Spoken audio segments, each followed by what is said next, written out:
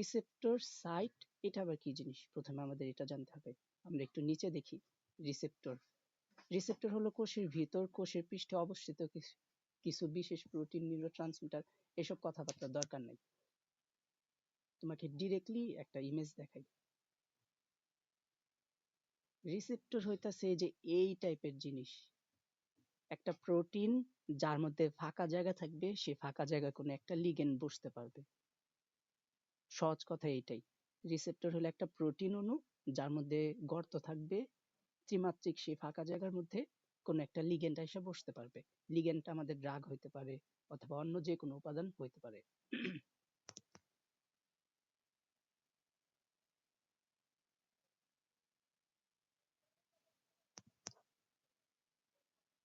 Site মানে আর কিছুই না, সাইট অর্থ জায়গা। তোমার এই রিসেপ্টরের মধ্যে যে ফাঁকা জায়গাটা থাকবে সেটাকে সাইট বলা হবে। আর থিওরি মিন্স থিওরি, এটা বলার কিছুই নেই। রিসেপ্টর থিওরি ব্যাখ্যা করে কিভাবে ড্রাগ বা রাসায়নিক পদার্থ শরীরের বিশেষ কোনো প্রোটিনের সাথে যুক্ত হয় তাদের প্রভাব কার্যকর করে। এই থিওরি অনুযায়ী শরীরের কোনো একটা কার্যকলাপ শুরু করার জন্য তোমার রিসেপ্টরটা মধ্যে লিগ্যান্ডটা যুক্ত হয়। লিগ্যান্ডটা যুক্ত হইলেই তোমার অ্যাকশনটা শুরু হয়। রিসেপ্টরকে বায়োলজিক্যাল সুইচ বলা হয়, কারণ এটা অনেকটা সুইচের মতো। লিগ্যান্ডটা রিসেপ্টরের মধ্যে বসলেই তোমার অন হয়, আবার লিগ্যান্ডটা উঠে গেলেই কি তোমার অফ হয়ে যায়। কাইন্ড অফ অনেকটা এরকম। মনে করো তোমার এই উপরের এই অংশটা হলো লিগ্যান্ড। লিগ্যান্ড যখন এই অংশের মধ্যে ফিট হবে তখন তোমার অ্যাকশনটা চালু হয়ে যাবে। আবার যখন তোমার এই অংশ থেকে উপরে উঠে যাবে তখন অ্যাকশনটা অফ হয়ে যাবে।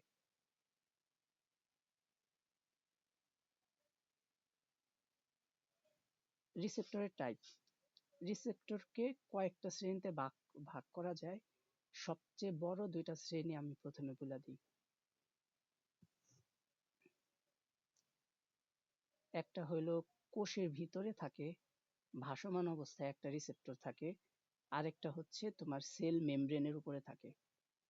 এই যে মনে করো এটা ফ্লুইড মেমব্রেন, ফ্লুইড মেমব্রেনের এইখানে তোমার রিসেপ্টরটা এইভাবে রইলো জাস্ট।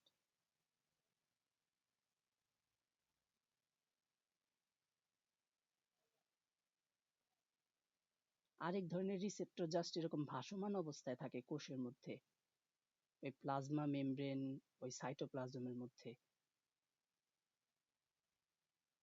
তো যে রিসেপ্টর গুলো আমাদের সারফেসের মধ্যে থাকে, সেই সারফেসের রিসেপ্টর গুলো এখানে বিশেষভাবে আলোচনা করা হয়েছে।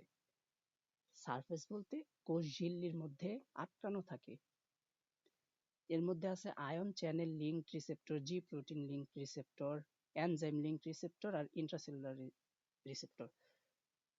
আয়ন চ্যানেল লিঙ্ক রিসেপ্টরটা কি? চলো দেখে ফেলি। এই মনে করো আমাদের সেল মেমব্রেন, সেল মেমব্রেনের মধ্যে এই মনে করো আমাদের রিসেপ্টরটা। হুম,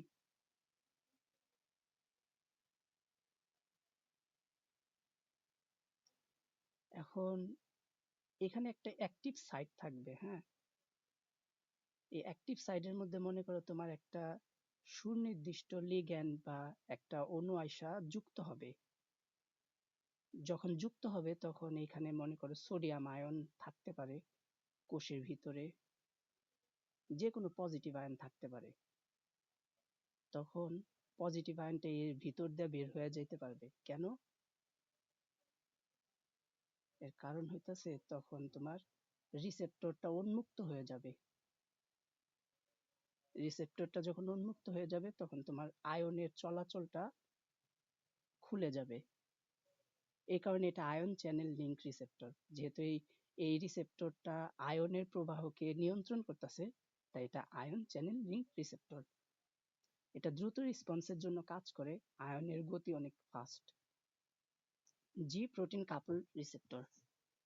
সেম আগের ওয়েতে তোমার একটা বাই লেয়ার আঁকাইতে হবে।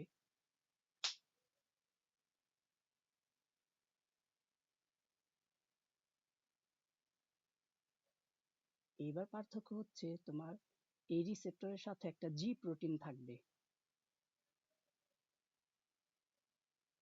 জি প্রোটিন সংযুক্ত অবস্থায় থাকবে। মনে করো এই প্রোটিনটার নাম জি প্রোটিন। যখন এই রিসেপ্টরের এই যে অ্যাক্টিভ সাইডের মধ্যে কোনো একটা অণু আইসা যুক্ত হবে, তখন রিসেপ্টরটা আগের মতো কি হয়ে যাবে? উন্মুক্ত হয়ে যাবে। এরকম উন্মুক্ত হয়ে যাবে না, না, এটা উন্মুক্ত, এটা ব্যাপারটা হবে অন্যটা। তখন জি প্রোটিনটা এরকম আলাদা হয়ে যাবে। উপরের ঘটনায় দেখছিলাম কি, যে এই অংশটা ফাঁকা হয়ে যায়, কিন্তু এবার এটা দেখি নাই। এবার দেখছি কি, যে জি প্রোটিনটা সংযুক্ত ছিল আমাদের রিসেপ্টরের সাথে, সেই জি প্রোটিনটা আলাদা হয়ে গেল। এখন এই জি প্রোটিনটা চলাফেরা করতে পারবে। হ্যাঁ, রেকর্ড হচ্ছে।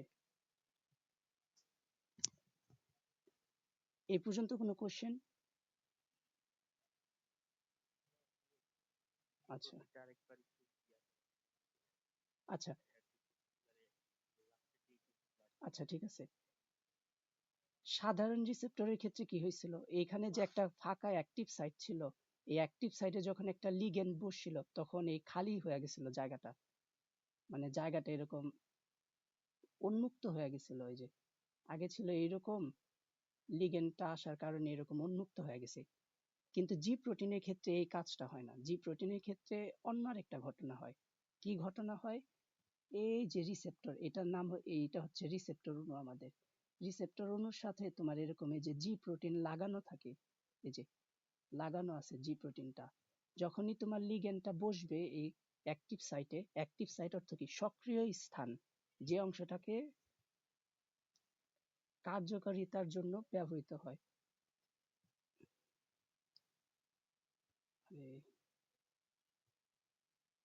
এই যে জি প্রোটিনটা আলাদা হয়ে যাবে, কিছুই না, তোমার লিগ্যান্ডটা বসার সাথে সাথে জি প্রোটিনটা সংযুক্ত ছিল, সেটা এরকম আলাদা হয়ে গেল। এখন এই জি প্রোটিনটা কি করতে পারবে? কোষের মধ্যে বিভিন্ন সিগন্যাল প্রেরণ করতে পারবে। এটা ছিল জি প্রোটিন লিঙ্ক কাপল রিসেপ্টর। জি প্রোটিনের সাথে সংযুক্ত থাকে, যা মেসেঞ্জারের মাধ্যমে সিগন্যাল প্রেরণ করে। লিগ্যান্ড যুক্ত হলে জি প্রোটিন সক্রিয় হয়। সক্রিয় হয় বলতে জি প্রোটিনটা আলাদা হয়ে যায়। আসলে কিছু 3D ইমেজ দেখাইলে ভালো হইতো। দাঁড়াও, আমার কাছে মেবি আছে, একটু দেখানোর চেষ্টা করি।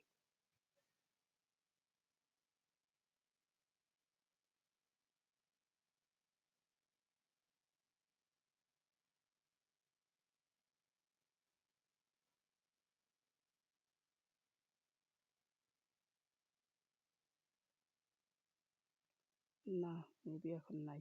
আচ্ছা, ফিরে আসি। Enzyme linked receptor. Enzyme link receptor এনজাইমকে সক্রিয় করতে সাহায্য করবে। জাস্ট রিসেপ্টরটা যখনই এই লিগ্যান্ডের অ্যাক্টিভ সাইডের মধ্যে বসা যাবে, মনে করে এই পার্টে লিগ্যান্ডটা যুক্ত হলো, তখন ও একটা এনজাইমকে সক্রিয় করে দিবে।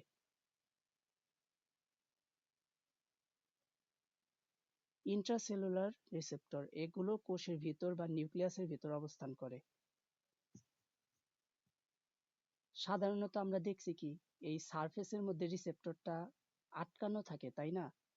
তো ইন্ট্রাসেলুলার রিসেপ্টর গুলা এরকম আবদ্ধ থাকে না, ওরা ঘোরাফেরা করে কিভাবে?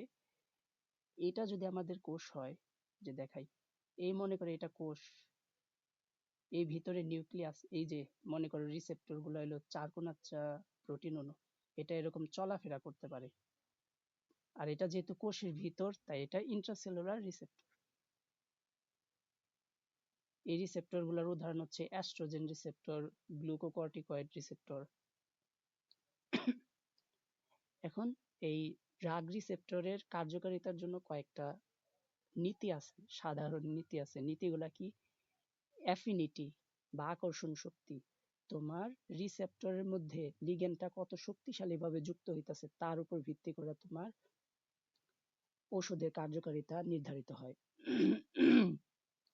ধরো তোমার রিসেপ্টরটা এরকম গোলাকৃতি, হ্যাঁ, এখানে যে লিগ্যান্ডটা যুক্ত হবে, মনে করো লিগ্যান্ডটা হলো একটা সিম্পল মিথাইল গ্রুপ, কোন একটা ওষুধের মিথাইল গ্রুপ।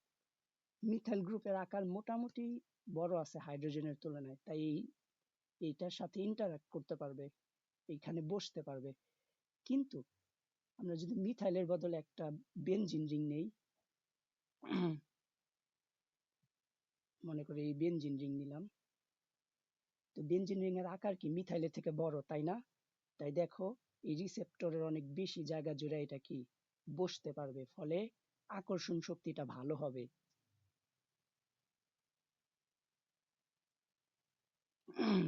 এই লাইনটা পড়ো।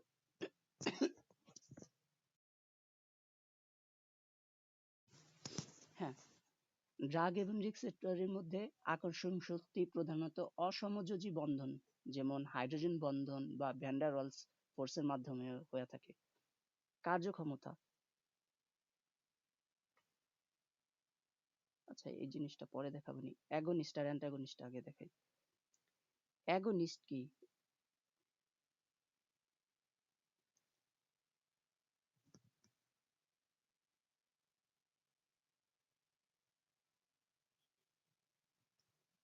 আমরা আগের উদাহরণেতে দেখছিলাম কি প্যারা এমিনো বেনজয়িক অ্যাসিডটা কি ব্যাকটেরিয়ার এনজাইমের মধ্যে বসলে তারপর ব্যাকটেরিয়া সেটাকে কাজে লাগাইতে পারে, তাই না?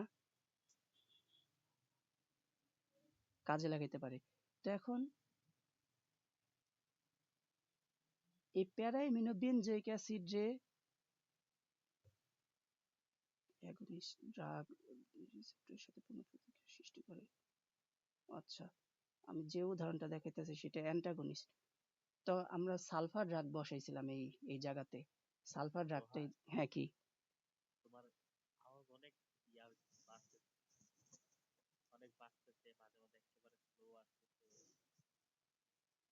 ও, তার মানে অনেক কথা শুনতে পাও নাই, তাই না?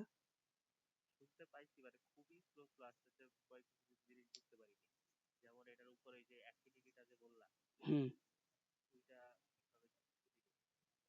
আচ্ছা, আর এখন কি আসে? ও, আচ্ছা আমি বলি, অ্যাফিনিটি দিয়া বুঝাইছে কি তোমার অণুর আকার বা তোমার যে ড্রাগ অণু আছে সেটার গ্রুপগুলার আকারের উপরে নির্ভর করতেছে যে সেটা কত আকর্ষণ শক্তি আছে। আমরা সাধারণভাবে জানি ভ্যান ডার ওয়ালস আকর্ষণ শক্তি অণুর আকারের উপর নির্ভর করে। মনে করে একটা অণুর আকার এত বড়, আরেকটা অণুর আকার এত বড়, যে অণুটার আকার বড় সেটা কি আমাদের রিসেপ্টরের সাথে বেশি করে বন্ড করতে, বন্ড ফর্মেশন করতে পারবে। আর এখানে বলা হয়েছে এই আকর্ষণ শক্তি যে ড্রাগের যত বেশি থাকবে সেটা তত শক্তিশালী ড্রাগ হিসেবে কাজ করবে। কোনো ড্রাগ রিসেপ্টরের সাথে সংযুক্ত হওয়ার পরে সর্বাধিক প্রতিক্রিয়া তৈরি করতে পারলে সেটাকে ফুল অ্যাগনিস্ট বলে।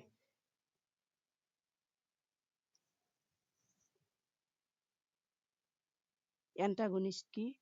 অ্যান্টাগনিস্ট হইতেছে, এটা হলো বিপরীত, সে ব্লক করবে, সে অণুকে বসতে ব্লক করবে।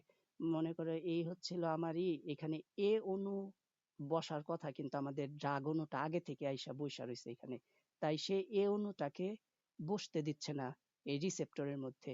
তাহলে এই ঘটনাকে বলে অ্যান্টাগনিস্ট। অ্যান্টা বা বিপরীত, বিরোধ করতেছে সে, এমন একটা অণু যে আগে থেকে রিসেপ্টরের মধ্যে বৈশা গেছে, যার ফলে আমাদের প্রধান অণুটা বসতে পারতেছে না। স্যাচুরেশন, রিসেপ্টরের রিসেপ্টরগুলো ড্রাগ বা লিগ্যান্ডের জন্য নির্দিষ্ট সংখ্যক আছে।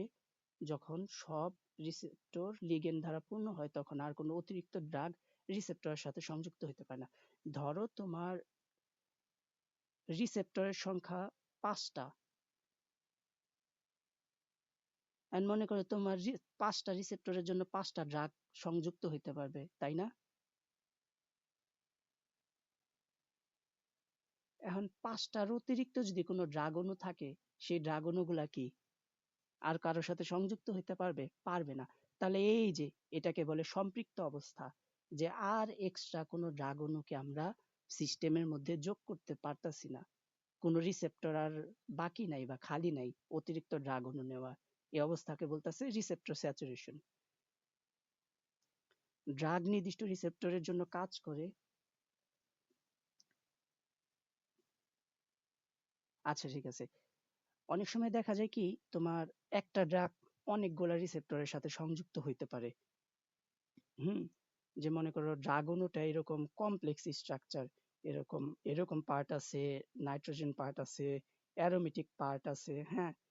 তো এই যে অতিরিক্ত যে এই হাতগুলা আছে, হয়তো দেখা গেল এক একটা হাত এক একটা নতুন রিসেপ্টরের সাথে ইন্টারাক্ট করতেছে। তো এই যে নতুন রিসেপ্টরের সাথে ইন্টারাক্ট করতেছে, এর ফলে কিন্তু ওষুধটা অনেক সময় পার্শ্ব প্রতিক্রিয়া দেখায়। তাই আমাদের অতিরিক্ত অংশ বা অতিরিক্ত হাতগুলা রাখা যায় না। আমাদের ড্রাগ এমন ভাবে ডিজাইন করতে হয় যেন এক্সট্রা পার্ট গুলা না থাকে, স্পেসিফিক হয়।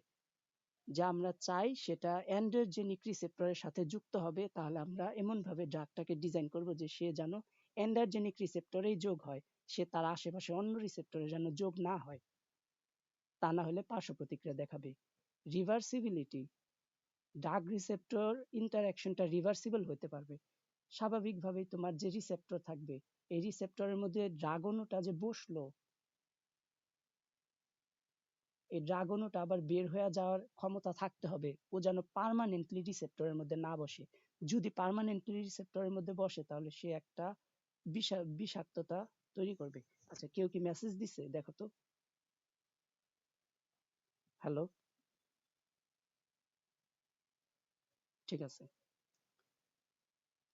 তার মানে ড্রাগ আর হলো রিসেপ্টরের যে সংযুক্তিটা হবে সেটা হলো উভয়মুখী সংযুক্তি হবে, ঠিক আছে। মানে ওরা একসাথে যুক্ত হবে, আবার প্রয়োজনে আলাদা হয়ে যেতে পারবে, এই কথাটাই বলা হয়। ডোজ রেসপন্স রিলেশনশিপ,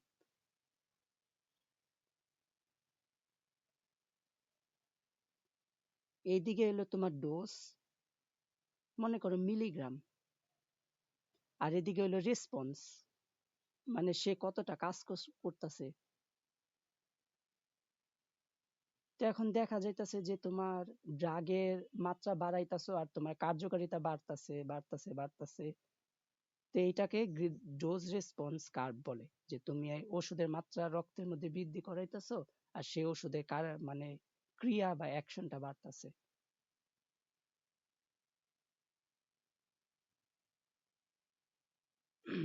এই ডোজ রেসপন্স কার্ভ দ্বারা দেখানো যায় ড্রাগের কার্যকারিতা। Structure and function of receptor, রিসেপ্টরের ফাংশন কি? রিসেপ্টরের ফাংশন হইলো তোমার কেমিক্যাল সিগন্যাল পাঠানো। তার মধ্যে একটা খালি জায়গা থাকবে, সেই খালি জায়গাতে আমাদের ড্রাগ অণু বসবে বা যে কোনো একটা লিগ্যান্ড বা হরমোন যে কোনো একটা কিছু বসবে, ফলে সে একটা সিগন্যাল কোষের মধ্যে পাঠাবে, এটাই রিসেপ্টরের কাজ। রিসেপ্টরের গঠন কি? লিগ্যান্ড বাইন্ডিং সাইট থাকবে, লিগ্যান্ড যে জায়গায় যুক্ত হবে সেই জায়গাটা থাকবে অনেকটা তালা চাবি মডেলের মতো। তালাটাকে তুমি রিসেপ্টর বলতে পারো আর চাবিটাকে তুমি লিগ্যান্ড বলতে পারো। ট্রান্স মেম্বার ডোমেইন থাকবে। অনেক রিসেপ্টরের ক্ষেত্রে কোষ মেমব্রেনের ভিতর দিয়ে প্রবেশ করে। এই অংশটি সাধারণত হাইড্রোফোবিক অ্যামিনো অ্যাসিড দিয়ে তৈরি। এটি কোষের বাহিরের সিগন্যালকে ভিতরে পাঠানোর কাজ করে। এই যে দেখো, এখানে এই সবুজ রঙের অংশটুকু হচ্ছে রিসেপ্টর, আর ট্রান্স মেম্বার মেমব্রেন হচ্ছে এই যে এই bilayer, lipid bilayer, এই যে দুইটা লেয়ার, ঠিক আছে। ইন্ট্রাসেলুলার ডোমেইন, এই যে তুমি লিপিড বাই লেয়ারের নিচের দিকে দেখো, এই নিচের দিকের অংশটা হলো কোষের ভিতরের অংশ, এটাকে ইন্ট্রাসেলুলার পার্ট বলা যাবে। আর এক্সট্রা সেলুলার মানে কোষের বাহিরের অংশ থাকবে। এগুলো অলরেডি বলে ফেলছি। রিসেপ্টর লিগ্যান্ডকে সংযুক্ত হতে কাজ করবে, সিগন্যাল পাঠাইতে কাজ করবে, কোষের বিভিন্ন রকমের রিয়াকশন দেখাবে বা প্রতিক্রিয়া দেখাবে, তারপরে সিগন্যালকে বন্ধ করতে সাহায্য করবে। রিসেপ্টরের টাইপের মধ্যে আয়ন চ্যানেল লিংক রিসেপ্টর, ইতিমধ্যে বলে ফেলছি। আয়ন চ্যানেল লিংক রিসেপ্টর কি করে? আয়নের প্রবাহকে নিয়ন্ত্রণ করে। জি প্রোটিন কাপল রিসেপ্টর কি করে? প্রোটিনকে নিয়ন্ত্রণ করে, সে প্রোটিনের চলাচলকে চালু করে দেয়। কোষ মেমব্রেনের মধ্যে প্রোটিনের সাথে যুক্ত থাকে, লিগ্যান্ডটা যুক্ত হওয়ার সাথে সাথেই কি তোমার প্রোটিনটা সক্রিয় হয়ে যায়। দেখাইছিলাম যে এরকম একটা জি প্রোটিন সংযুক্ত ছিল, সেই জি প্রোটিনটা চলাচল করতে পারবে এরপরে লিগ্যান্ডটা যোগ হওয়ার সাথে সাথেই। এটা beta androgenic receptor. Enzyme link receptor কি করবে? এটা যুক্ত হওয়ার সাথে সাথে এনজাইম নিঃসৃত হবে। এই যে প্রোটিন ফসফোরাইলেশন বা ডিফসফোরাইলেশন প্রতিক্রিয়া সৃষ্টি করবে, প্রতিক্রিয়া না অ্যাকশন সৃষ্টি করবে এই এনজাইম নিঃসরণের মাধ্যমে। ইন্ট্রাসেলুলার রিসেপ্টর, এটা সেলের ভিতরে থাকে। ইতিমধ্যে বইলা দেওয়া হয়েছে যে এই রিসেপ্টর গুলা ভাসমান অবস্থায় থাকে। এক্সট্রা সেলুলার বা আচ্ছা কি, হ্যাঁ, কোষের ভিতরে অবস্থান করে। এটা নিউক্লিয়াসের ভিতর যাইতে পারে। এটা জিন ট্রান্সক্রিপশন, ডিএনএ আরএনএ এর সাথে তথ্য সঞ্চালন করতে পারে। এই যে রিসেপ্টরের একটা ওভারভিউ দিছে। তোমার যে লিগ্যান্ড অণুটা আছে সেটা হলো রিসেপ্টরের সাথে যুক্ত হবে। তো লিগ্যান্ড রিসেপ্টর একটা কমপ্লেক্স তৈরি হবে, এর ফলে একটা সিগন্যাল যাবে, একটা সিগন্যাল তৈরি হবে লিগ্যান্ড আর রিসেপ্টর যুক্ত হইলে। সেই সিগন্যালটাই কি করবে? কোষে বিভিন্ন রকম অ্যাকশন দেখাবে। হয়তো সে কোষটাকে ডাইলেট করে দিবে, হ্যাঁ, সে হার্টের গতি বাড়াইতে পারে, কমাইতে পারে, এরকম বিভিন্ন রকম বায়োলজিক্যাল অ্যাকশন দেখাবে। ড্রাগ রিসেপ্টর ইন্টারঅ্যাকশনের থিওরি বা মডেল আছে কিছু। এই মডেল অনুযায়ী তোমার প্রধান তত্ত্ব হচ্ছে ক্লার্ক অকুপেন্সি থিওরি, যেটা আমাদের প্রায়শই পরীক্ষাতে আসে। এটা অনেকটা তালা চাবি মডেলকেই বলা যায়, যে আমার একটা ড্রাগ কি পরিমাণে কাজ করবে সেটা নির্ভর করে ড্রাগটা ঠিক কতখানি সফলভাবে রিসেপ্টরের সাথে যুক্ত হইতে পারছে। ধরো তোমার রিসেপ্টর আছে 10 মিলিয়ন, তোমার ড্রাগনও আছে মনে করে 100 মিলিয়ন। 100 মিলিয়ন ড্রাগনও থেকে মাত্র 5 মিলিয়ন ড্রাগনও রিসেপ্টরের সাথে যুক্ত হইতে পারছে। তাহলে এই 5 মিলিয়ন ড্রাগনটাই কি তোমার কাজ করবে, আর বাকি 95 মিলিয়ন ড্রাগনও কোনো কাজ করতে পারবে না। অকুপেন্সি থিওরি এটাই বলছে যে যদি কোনো ড্রাগনও অকুপাই করতে পারে রিসেপ্টরের মধ্যে জায়গা, তাহলেই সে কার্যকর হবে, অন্যথায় কার্যকর হবে না। এটার সমস্যা আছে। এটার সমস্যা হলো রিসেপ্টর দখলের মাত্রার উপর নির্ভর করে, অন্যান্য ফ্যাক্টর এড়িয়ে যায়।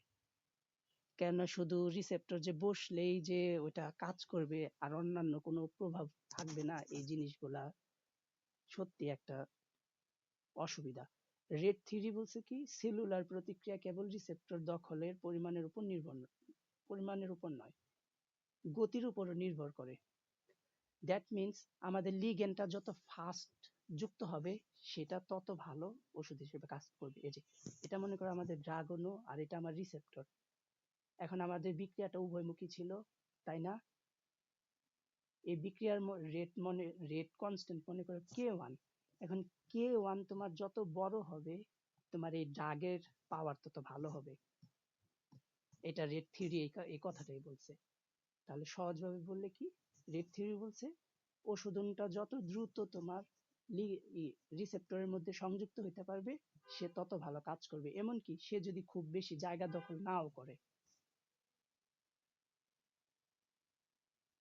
তবে এটার অসুবিধা হচ্ছে কি, সে উভয়মুখী বিক্রিয়ার সামনের আর পিছনের দিকে রেটকে সেম ধরছে, সে K1 আর K2 কে সেম ধরছে, যেটা সঠিক না, প্রশ্নবিদ্ধ।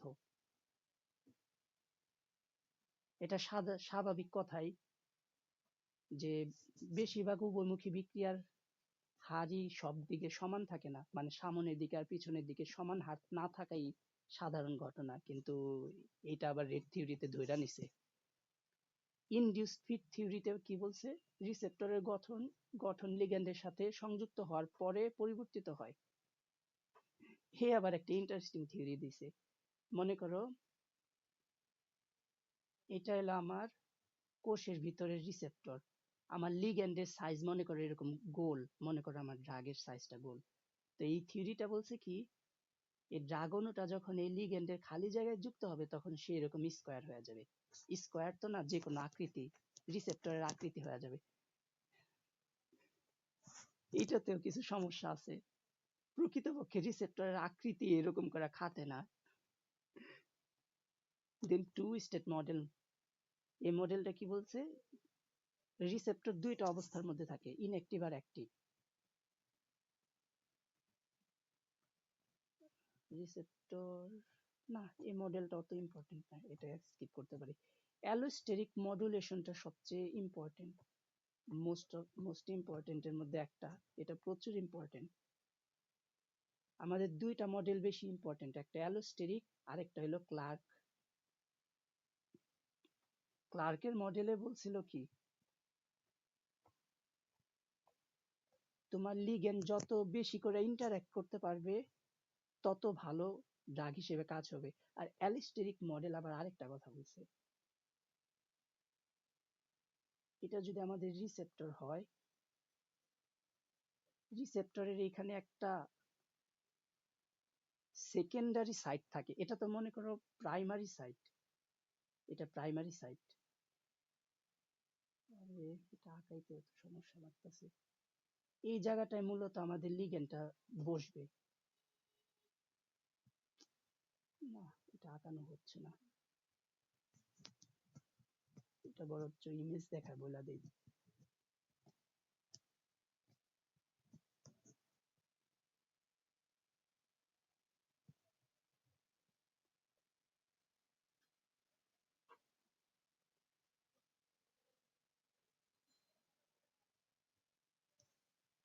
আচ্ছা যাক, আমি এটা এটা একটু স্বাভাবিকভাবে দেখি এভাবে পারি কিনা। অ্যালোস্টেরিক থিওরিটা বলতেছে কি, তোমার রিসেপ্টরের মধ্যে দুইটা খালি স্থান থাকবে, একটা মনে করো অ্যালোস্টেরিক বা অপ্রধান খালি জায়গা, আরেকটা হলো প্রধান খালি জায়গা যেখানে লিগ্যান্ডটা বসতে পারবে। এখন এই থিওরি বলছে কি, স্বাভাবিক অবস্থায় লিগ্যান্ডটা এরকম বন্ধ থাকে, লিগ্যান্ড না, রিসেপ্টরের অ্যাক্টিভ সাইটটা বন্ধ থাকে। এখানে যখন একটা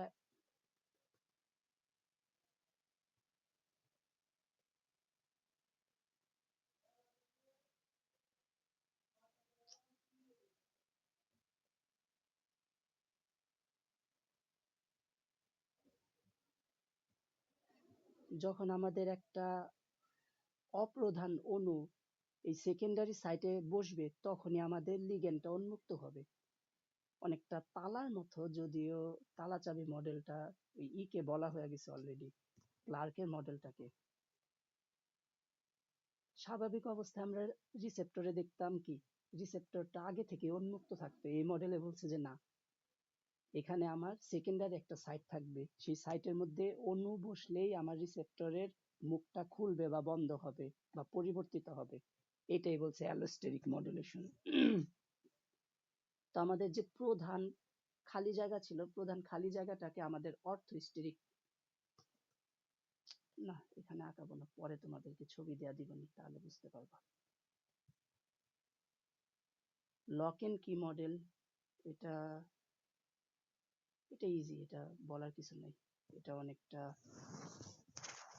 আগে থেকেই দেখে আসছি, নিচে আছে এই যে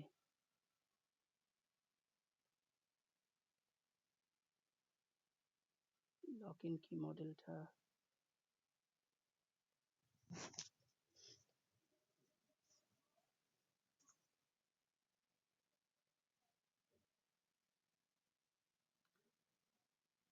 এটা তো অকুপেন্সি থিওরির মতোই, এটাতে আবার আলাদাভাবে দিল কেন বুঝলাম না। এটা রিসেপ্টর এবং লিগ্যান্ডের আকার পুরোপুরি মিলে যায়। আগের কোনো থিওরি এই কথা বলে নাই যে রিসেপ্টর আর লিগ্যান্ডের আকার 100% সেম। লক এন্ড কি মডেল বলছে যে লিগ্যান্ড আর রিসেপ্টরের আকার 100% সেম। ইন্ট্রোডিউস ফিট মডেল আবার উল্টা কথা বলছে যে আকার পুরোপুরি মিলে না, বরং সংযুক্তির সময় আকার চেঞ্জ হয়ে যায়। উপরে বলছিলাম অ্যাগনিস্ট অ্যান্টাগনিস্ট বলছি। অ্যাগনিস্ট হইল যেটা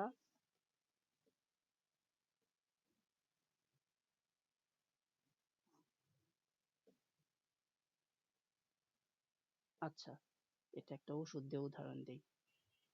GABA নামের একটা রিসেপ্টর আছে আমাদের দেহে, গামা অ্যামিনো বিউটারিক অ্যাসিড। এখন এটা একটা নিউরো ট্রান্সমিটার হিসেবে কাজ করে। ওকে, নিউরো ট্রান্সমিটার, নিউরো ট্রান্সমিটার। এখন নিউরোট্রান্সমিটার হিসেবে যেহেতু কাজ করে, তাই অনেক সময় আমাদের শরীরে এটার কার্যকারিতা হ্রাস বা বৃদ্ধি পাওয়া যেতে পারে। তখন শরীরের মধ্যে বিভিন্ন রকম অ্যাংজাইটি বা নার্ভাস জনিত অসুবিধা দেখা দিতে পারে। তো আমার গামা অ্যামিনো বিউটারিক অ্যাসিডকে নকল করতে পারে এরকম আমাদের একটা ওষুধ হইতাছে প্রিগাবা। এরকম একটা ওষুধের নাম হচ্ছে প্রিগাবা। তো প্রিগাবা ওষুধটা কি করতে পারে, গাবা যে জায়গায় বসতে পারে, মানে গামা অ্যামিনো বিউটারিক অ্যাসিড মনে করো এই সাইটটাতে বসতে পারে রিসেপ্টরে, প্রি গাবাও একইভাবে এই সেম গাবার মতো করেই একই জায়গায় বসতে পারবে। তো কোনো একটা ওষুধ যদি আমার শরীরের প্রধান অণুর জায়গাতে একই রকম ভাবে বসতে পারে সেটাকে বলে অ্যাগনিস্ট। অ্যাগনিস্ট মানে মিল আছে, আমাদের প্রধান অণুর সাথে মিল আছে। আর অ্যান্টাগনিস্ট মানে কি, প্রধান অণুর সাথে মিল নাই, সে প্রধান অণুকে আসতে বাধা দেয়।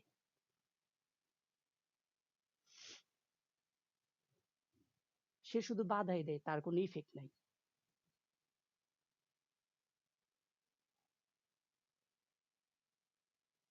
পার্শিয়াল অ্যাগনিস্ট, এটা আংশিক প্রতিক্রিয়া সৃষ্টি করবে।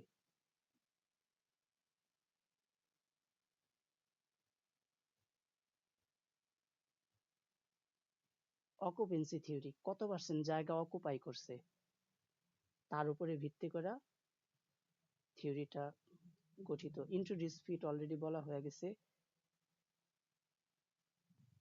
ফিট হওয়ার পর আরে কি বলে, লিগ্যান্ডের আকৃতি চেঞ্জ হয়ে যায়। সত্যি কথা বলতে এতগুলা মডেল আমাদের লাগে না, কিন্তু কি বলবো, আমাদের সিলেবাসে তো ছিল না বেশিরভাগ কিছু, তাই আমাদের ইচ্ছা না থাকা সত্ত্বেও এতগুলা মডেল দেওয়া হয়েছে।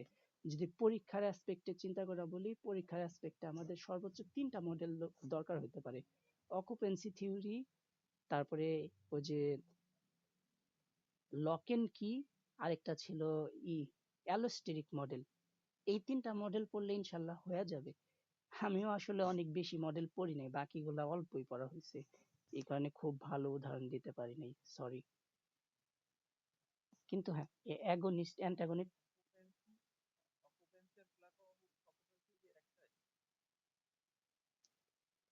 একই, দুইটা ইন্টারচেঞ্জেবল। ক্লার্কে এই থিওরিটা দিছে দেখে ক্লার্কের অকুপেন্সি থিওরি বলা হয় প্রায়শই। একটা দিলেই হবে। Against, antagonist, partial against.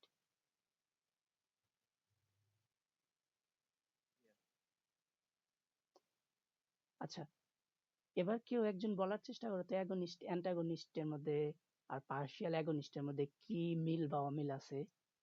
আমি তিনটা,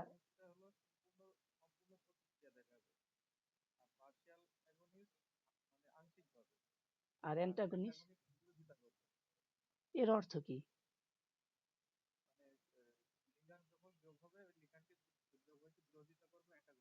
হুম, হ্যাঁ, বিরোধিতা করবে।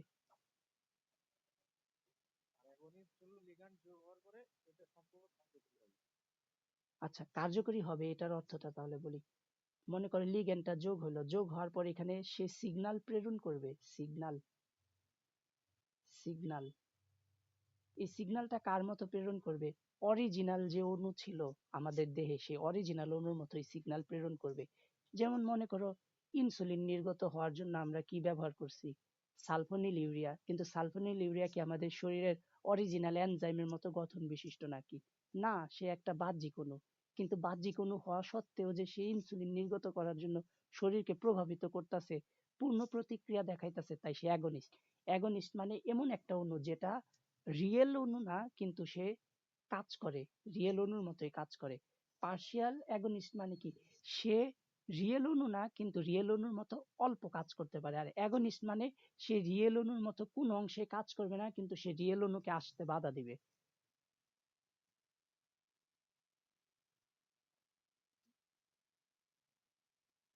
যদি কোশ্চেন থাকে করতে পারো।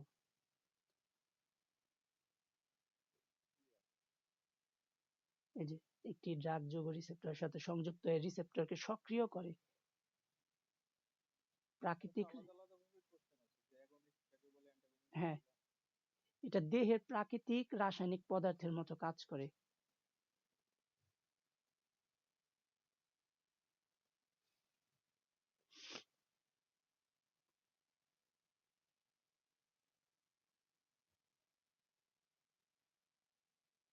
বিটা অ্যাগনিস্ট সালবিউটামল শ্বাসকষ্টের রোগীদের ক্ষেত্রে ব্যবহার করা হয়।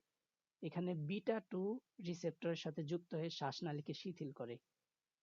আসলে আমরা জানি যে নাইট্রিক অক্সাইড NO, এই অণুটা হলো নালীকে বা শ্বাসনালী বা রক্ত প্রবাহের যে নালী আছে সেটাকে শিথিল করে।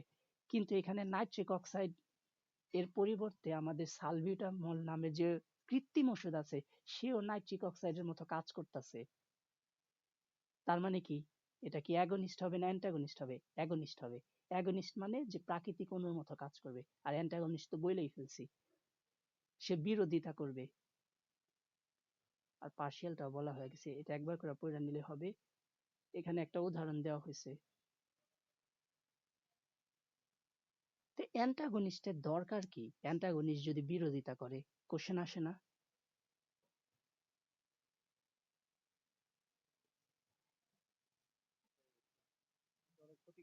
হ্যাঁ, ক্ষতি করবে, এটা আমাদের লাভ আছে।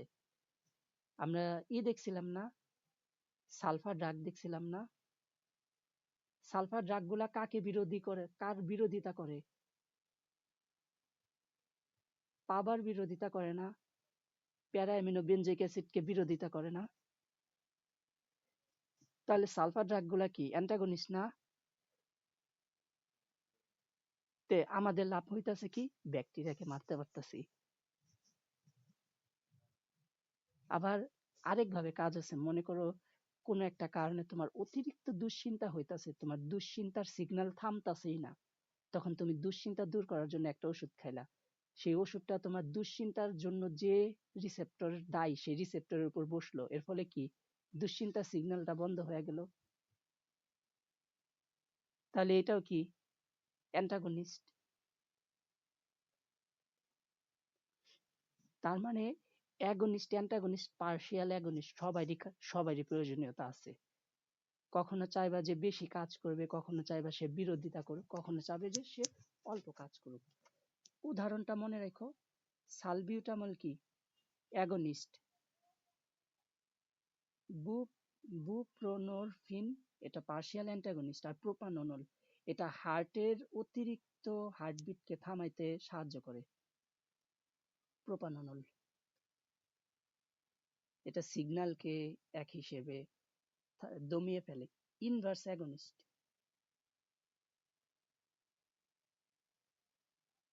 দেখি তো কয়টা বাজে, 34 মিনিট হয়ে গেছে already.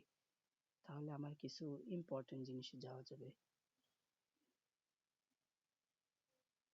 Directly dose response curve সম্পর্কে চলে যাই।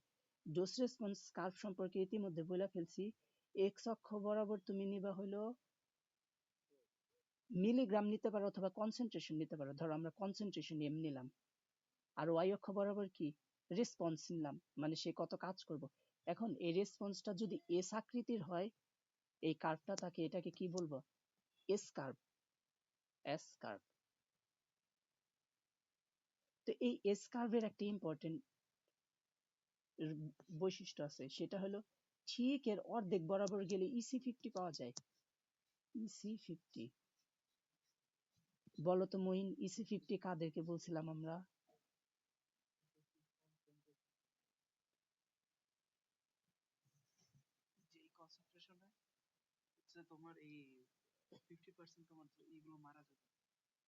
না, ওইটা হলো LC50 লিথাল ডোজ।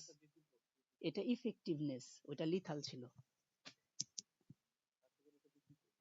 এটা হবে হলো যে কনসেন্ট্রেশনে আমার অর্ধেক পপুলেশনের উপর ড্রাগটা কার্যকর হবে, সেই কনসেন্ট্রেশনটাই হচ্ছে EC50। অর্ধেক পপুলেশন মানে কি, মনে করো তুমি 10 জন মানুষ নিছিলা, তুমি 10 মিলিগ্রাম ড্রাগ প্রয়োগ করে দেখলা যে 5 জন মানুষের উপর কাজ করছে, তাহলে এটাই কি 50, ইফেক্টিভনেস 50, ইফেক্টিভ কনসেন্ট্রেশন 50। এস কার্ভের ঠিক অর্ধেক বরাবর গেলেই কি আমরা EC50 কনসেন্ট্রেশন পাওয়া যায়।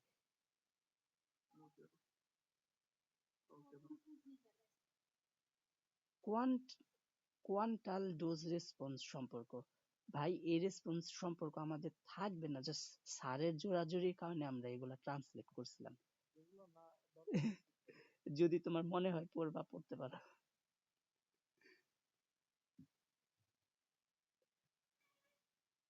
আচ্ছা, এবার কি বলছে? না, এটাও লাগবে না। ডোজ রেসপন্স কার্ভ ইতিমধ্যে বইলা ফেলছি।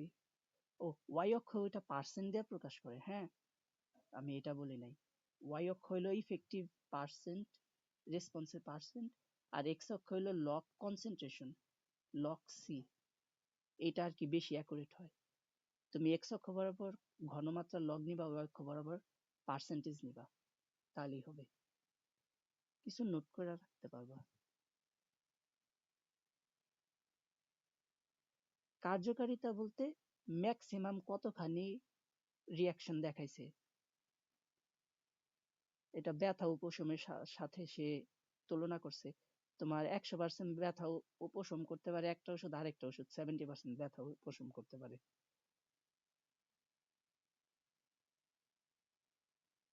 ই ম্যাক্স আর ই 50টা বোঝাই। ই ম্যাক্সটা তোমার সর্বোচ্চ পরিমাণে কাজ পাওয়া, মানে কার্যকারিতা পাওয়ার জন্য কত মিলিগ্রাম বা কত ঘনমাত্রায় ওষুধটা খাইতে হবে। যেমন মনে করো তোমার নাপা 1000 মিলিগ্রাম খাইলে তোমার জ্বরটা পুরোপুরি সারতো, কিন্তু তুমি কোনো কারণে 750 মিলিগ্রাম খাইছো, তাহলে তোমার ইফেক্টিভ কনসেন্ট্রেশন ম্যাক্সিমাম কত হবে? ই ম্যাক্স হবে হলো, এই মনে করো 1000। যদিও এটা জাস্ট একটা আনুমানিক হিসাব, এটা কিন্তু অবশ্যই ঘনমাত্রা একক হবে। আর ইসি 50 হবে কি, মনে করো এটার অর্ধেক। তার মোটামুটি আসে, খুব বেশি দেওয়ার প্রয়োজন হবে না। স্যাচুরেশন অলরেডি বলে ফেলছি, যখন সবগুলা রিসেপ্টর আর ড্রাগ সংযুক্ত হয়ে যায় সেই অবস্থাকে বলে স্যাচুরেশন। প্রাইমারি আর সেকেন্ডারি মেসেঞ্জার, প্রাইমারি মেসেঞ্জার হলো সেই সিগন্যালিং অণু যা কোষের বাহির থেকে সিগন্যাল আকারে আসে, কোষের রিসেপ্টরের সাথে যুক্ত হয়। প্রাইমারি মেসেঞ্জার বলতে বোঝাইছে যে এটা রিসেপ্টরের উপর বসার সাথে সাথে একটা সিগন্যাল চলে যায়। যেমন ইনসুলিন, অ্যাড্রেনালিন, বিভিন্ন হরমোন, প্রত্যেকটা হরমোনই প্রাইমারি মেসেঞ্জার। রিসেপ্টরে বসবে আর ইনস্ট্যান্টলি সিগন্যাল আইসা পড়বে। কিন্তু সেকেন্ডারি মেসেঞ্জার গুলো ইন্টারেস্টিং ব্যাপার।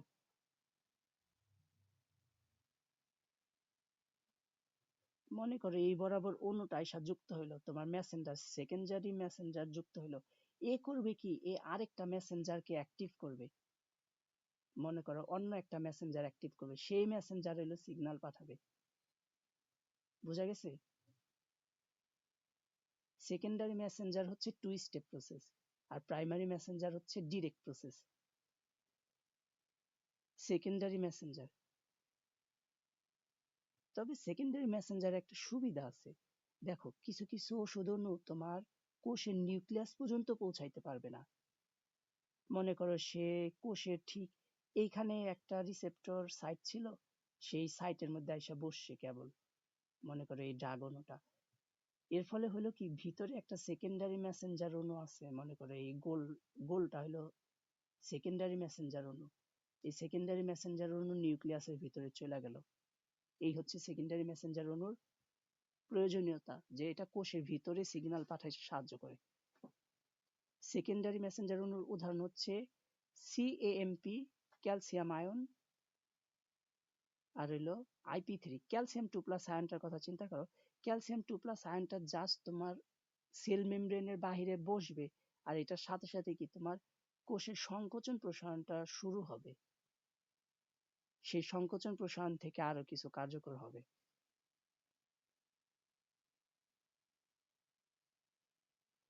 প্রাইমারি মেসেঞ্জার যখন রিসেপ্টরের সাথে যুক্ত হয়, তখন রিসেপ্টর সক্রিয় হয়ে কোষের অভ্যন্তরে এনজাইমকে সক্রিয় করে।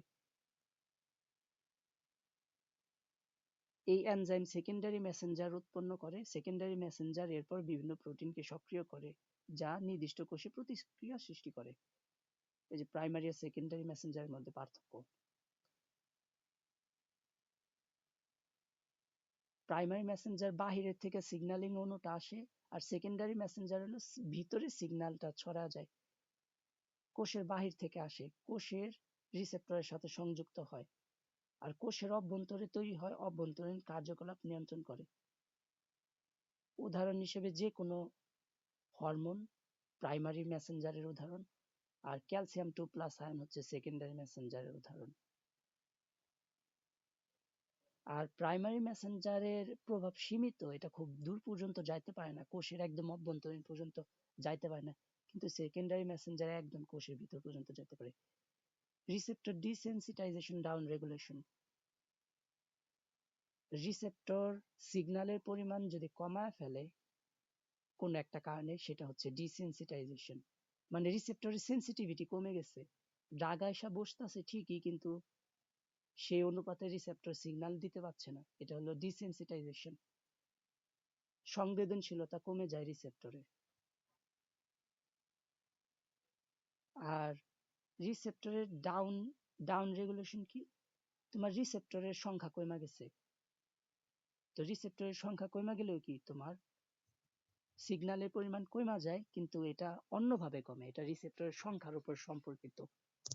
আর ওইটা কি, রিসেপ্টর নিজে ইচ্ছা করে তার সেন্সিটিভিটি কমায় ফেলছে। এখানে যদিও অনেক কথা লেখা, এত কথা দেওয়া যাবে না। অ্যালোস্টেরিক মডুলেশন অলরেডি বলে ফেলছি, যে ওইখানে দুইটা ফাঁকা জায়গা থাকবে, একটা ছোট মাইনর ফাঁকা জায়গা থাকবে, আরেকটা হলো বড় প্রধান ফাঁকা জায়গা থাকবে। তো ছোট মাইনর যে অ্যালোস্টেরিক জায়গা থাকবে, সেই অ্যালোস্টেরিক জায়গাটা নির্ধারণ করবে যে লিগেন্ডটা বসতে পারবে কি পারবে না।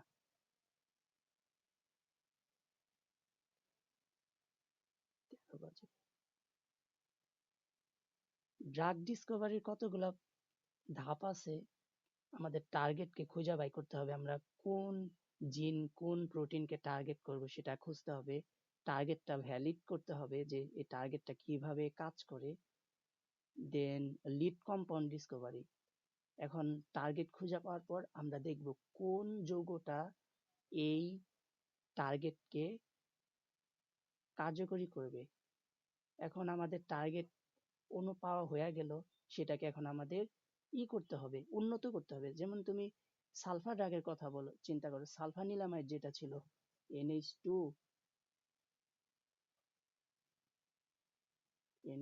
এরকম একটা চক্র ছিল, SO2 NH2, এটা মনে করো আমাদের প্রাথমিক ড্রাগ ছিল, এটা কিন্তু উন্নতটা ছিল না। তো পরবর্তীতে আমরা রিসার্চ করে উন্নত করছি কিভাবে, এখানে একটা হাইড্রোজেন কমায় বিভিন্ন রকম হেটারোসাইক্লিক রিং যুক্ত করছি, এই যে এরকম। হুম, মনে করো এটা সালফা পিরিডিন, এক, এইটাই হলো ডেভেলপমেন্ট। প্রথমে তুমি কোন রকম একটা অণু নির্ণয় করবা, যখন তুমি একটা টার্গেট পাওয়া যাবা তখন তুমি ওই অপটিমাইজ করবা ওষুধটাকে, ড্রাগ ডিজাইন। অনেকগুলা ধাপ, এতগুলা ধাপ তো বললে সম্ভব হবে না। ও, এটা এটা আসার মতো, এইটা আসার মতো। আমাদের ড্রাগ ডিজাইনের চ্যালেঞ্জ কি, হাই কস্ট। যখন একটা নতুন ড্রাগ বের হয় তখন সেটা অনেক ব্যয়বহুল হয়, এত ব্যয়বহুল হয় চিন্তা করতে পারবে না, একটা ইনজেকশনের দাম 20-30 হাজার টাকাও হতে পারে, এমনকি লক্ষ টাকাও হতে পারে। এটা একটা চ্যালেঞ্জ, কারণ বেশি দাম হলে সবাই এটাকে ব্যবহার করতে পারবে না। টাইম কনজিউমিং, 10-15 বছর পর্যন্ত সময় লাগা যেতে পারে। ক্যান্সারের চিকিৎসাগুলোর কথা চিন্তা করো, 10-15 বছর টাইম লাগা যেতে পারে, যেটা ভালো কিছু না। কিছু করার নাই, 10-15 বছর লাগলেও অপেক্ষা করতে হয়। একটা চ্যালেঞ্জ হাই কস্ট, দ্বিতীয় চ্যালেঞ্জ টাইম কনজিউমিং, তৃতীয় চ্যালেঞ্জ কি, ফেইল হয়, বেশিরভাগ ক্ষেত্রেই ফেইল হয়। তুমি 100টা অ্যাটেম্প করে ফেলছো, এখনো তুমি বের করতে পারো নাই। যদি ধরো তুমি রিসার্চ করতেছো, 100টা অ্যাটেম্প চালায় ফেলছো, তাও আমাদের বের হয় নাই ইফেক্টিভ ড্রাগটা। তারপর রেগুলেটরি অ্যাপ্রুভাল, তুমি বানাইছো সামহাওয়াত ভাবে, এখন তোমার এই ড্রাগটা অ্যাপ্রুভ নিতে হবে, অ্যাপ্রুভ নেওয়াটা অনেক চ্যালেঞ্জিং। তাহলে এই চারটা, high cost, time consuming, failure rate high, আর একটা রেগুলেটরি অ্যাপ্রুভাল নেওয়াটা অনেক সমস্যা। এখন আমরা AI এর সাহায্য নিয়ে ড্রাগের গঠন নির্ণয় করতে পারি, নতুন নতুন ড্রাগ আবিষ্কারের পথ খুলে গেছে এর ফলে। হাই থ্রুপুট স্ক্রিনিং এর মাধ্যমে আমরা এই প্রসেসটাকে ফাস্ট করতে পারি। আর পার্সোনালাইজড মেডিসিন, পার্সোনালাইজড মেডিসিন আর কিছুই না, এটা ব্যক্তি নির্ভর, যে এক এক ব্যক্তির এক এক রকম ডিএনএ নিয়ে সেখানে দেখবে যে এই ডিএনএ এর উপর কিভাবে ড্রাগটা প্রভাব ফেলতেছে। মিউটেশন, তোমার রিসেপ্টরে মিউটেশন হতে পারে। ধরো একটা রিসেপ্টরের আকার ছিল এইরকম, হ্যাঁ, সামহাট ভাবে রিসেপ্টরটা তার আকার চেঞ্জ করে ফেলছে। মনে করো রিসেপ্টরের ওই এরকম আকার হয়ে গেছে।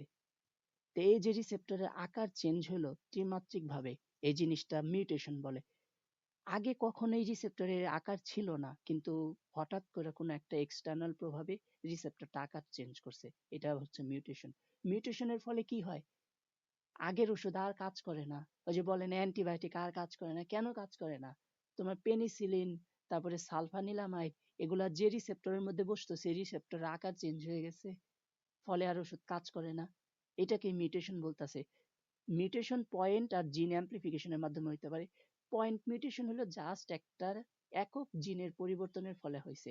আর জিন অ্যামপ্লিফিকেশনের মাধ্যমে কি হয়, জিনের সংখ্যা বাইরা যায়, ফলে তোমার রিসেপ্টরের আকার বা আকৃতি চেঞ্জ হয়। তারপর ড্রাগ রেজিস্ট্যান্স, ড্রাগ রেজিস্ট্যান্সটা উপরে অলরেডি বলে ফেলছি। এই যে রিসেপ্টরের মিউটেশনের ফলে কি হয়, ওষুধটা আর কাজ করে না, এটাই কি ড্রাগ রিসেপ্টর আকার চেঞ্জ হওয়ার কারণে ওষুধটা ইফেক্টিভলি বাইন্ড করতে পারে না বা কমে যায়, সংযুক্ত হওয়ার হার কমে যায়। তারপরে বাইপাস মেকানিজম তৈরি হয়, যে ব্যাকটেরিয়া একটা নতুন মেকানিজম পাওয়া গেছে, যে ইভেন ইফ সে যদি ওই রিসেপ্টরের মধ্যে বসেও সে অন্য আরেকটা মেকানিজমের মাধ্যমে নিজেকে প্রোটেক্ট করে ফেলে। যখন আমরা বিটা ল্যাকটাম দেখব, ব্যাকটেরিয়ার একটা কমন মেকানিজম হচ্ছে কি, এই রিংটাকে ভাঙা ফেলে। আমাদের অ্যান্টিবায়োটিক যে পেনিসিলিন ড্রাগগুলো আছে সেটা হলো এই রিং এর উপর নির্ভর করে।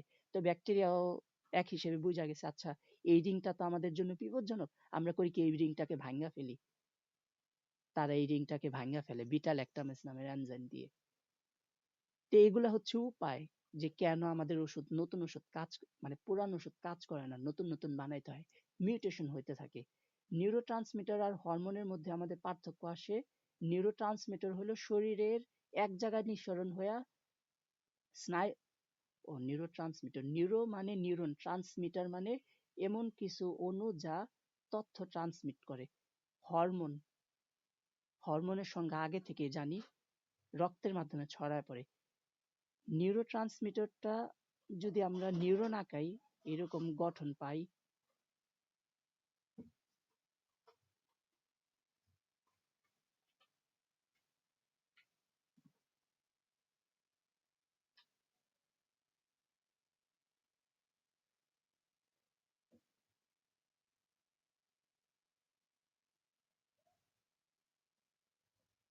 নিউরোট্রান্সমিটারটা মনে করো এই যে এই 1 নাম্বার নিউরন থেকে 2 নাম্বার নিউরনের মধ্যে সে তথ্য ট্রান্সফার করবে। স্নায়ুকোষের যে প্রান্তে সিনাপটিক টার্মিনাল আছে, সেই সিনাপটিক টার্মিনালে উৎপন্ন হয়। আর এটা হলো বিভিন্ন গ্রন্থিতে উৎপন্ন হয় হরমোন। ও আমার মনে হয় না এটা পড়তে খুব অসুবিধা হবে, এটা এমনি বোঝা যাবে। যার সর্বোচ্চ আমি বলতে পারি কোন উদাহরণটা মনে রাখবা, অ্যাসিটাইল কোলিন মনে রাখো। অ্যাসিটাইল কোলিন আমাদের মনোযোগ বৃদ্ধি করে। কিভাবে বৃদ্ধি করে, ব্রেনের মধ্যে যে আছে, নার্ভ সেলগুলো আছে, সেই নার্ভের মধ্যে সিগন্যাল লিঙ্কটা পাঠায়, বৃদ্ধি করে। ডোপামিন সেম ভাবে কাজ করে, সিগন্যাল লিঙ্ক বাড়ায়। ইনসুলিন কি করে, রক্তের মাধ্যমে ছড়ায় পড়ে। দ্যাটস ইট, এই কয়টা দিলেই হবে।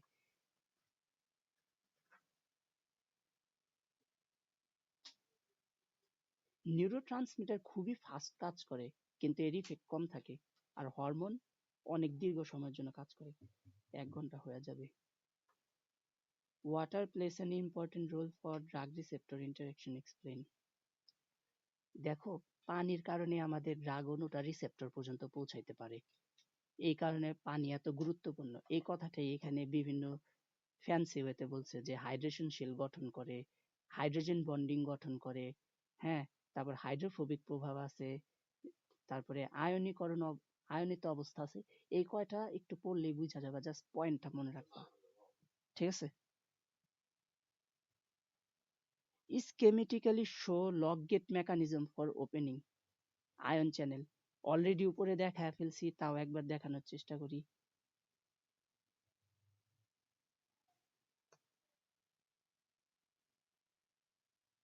এই মনে করো আমাদের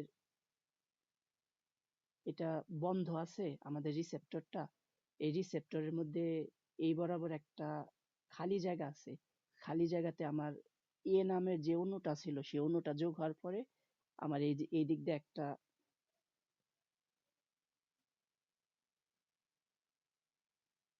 রিসেপ্টরের জায়গাটা উন্মুক্ত হয়ে গেল বা রিসেপ্টরটা ফাঁকা হয়ে গেল। এটাই, এই যে আয়ন চ্যানেল ক্লোজ আছে, প্রাথমিক অবস্থায় আয়ন চ্যানেলটা বন্ধ আছে, লিগেন্ডটা যুক্ত হইলো একটা অ্যালোস্টেরিক সাইডে, আয়ন চ্যানেল খুলে গেল। এক কথায় বললে আয়ন চ্যানেল প্রথমে বন্ধ ছিল, আমাদের লিগেন্ডটা যোগ হইলো, আয়ন চ্যানেলটা খুলে গেল, দ্যাটস ইট, আর কিছু নাই। ক্লার্ক অকুপেন্সি থিওরি উপরে বলা হয়ে গেছে। এভাবে চ্যাপ্টার 4 শেষ। তাহলে এক কথায় যদি আমি তোমাদের সবাইকে একটা ওভারভিউ দেই, এই চ্যাপ্টার মূলত আলোচনা করছে রিসেপ্টর আর লিগেন্ড নিয়ে। লিগ্যান্ড হইতাছে সেই অণু, সেই ওষুধ, সেই হরমোন যেগুলা সিগন্যাল ট্রান্সফার করতে পারে, সিগন্যাল প্রেরণের জন্য শুরু করে সিগন্যালটা প্রেরণ।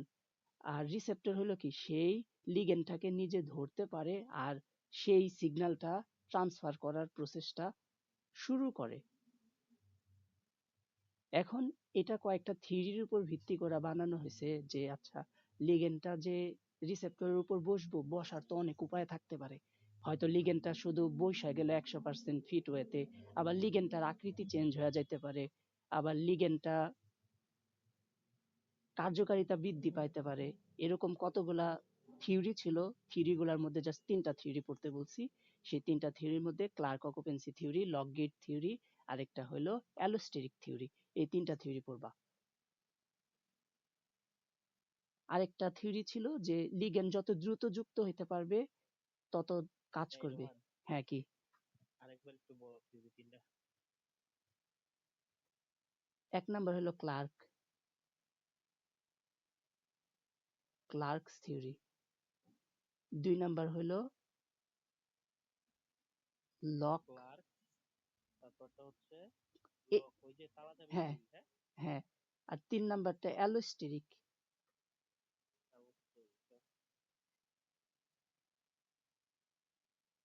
আচ্ছা, আমাদের কাছে যে বইটা আছে মেডিসিনাল, আমরা যে শামসের বই কিনছি, এখানে যে টপিকগুলো আছে। আছে, ওইরা যদি বুঝতে পারো অসুবিধা নাই। আমি দেখছি এবার শামস ভালো লিখছে মোটামুটি। আমি চাইতেছি যে তোমাদের বিভিন্ন যে টপিকগুলো বলতেছো, তো এই যে 4 নাম্বার চ্যাপ্টার, 6 নাম্বার চ্যাপ্টার, এগুলা হ্যাঁ, এগুলা তোমাদের এই যে দেখে প্রথম যেগুলা, প্রথম দ্বিতীয় যেগুলো, ওগুলো বই থেকে নিও, নাকি? আমরা সবই দিছি, তুমি টপিক গুলা দেখে বইয়ের সাথে ম্যাচ করায় দেখতে পারো, যার ভাষা আর কি সহজ মনে হয়, আর কি দেখবা মিলে কিনা। না মানে আমি এটা বলছি যে তুমি তো আজকে 4 নাম্বার পড়াইলা, আগে 6 নাম্বার পড়াইছো, তাই না? 6 এর 2টা অংশ। হ্যাঁ, 6-এর 2টা অংশ, যে হ্যাঁ, সালফিন আমাদের। সালফানোমাইড আর হলো অ্যান্টি ডায়াবেটিক। আমি ওই সালফিনামাইডের পার্টটা দেখছি, তুমি ডাউনলোড করে দিয়ে দাও, বাকিটা দেখে নিই, এটা আজকে দেখবো, ঠিক আছে? হুম,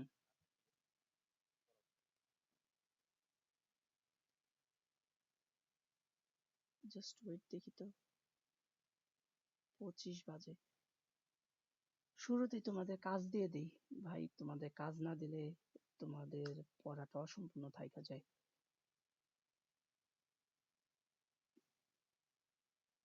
6 নাম্বার চ্যাপ্টারে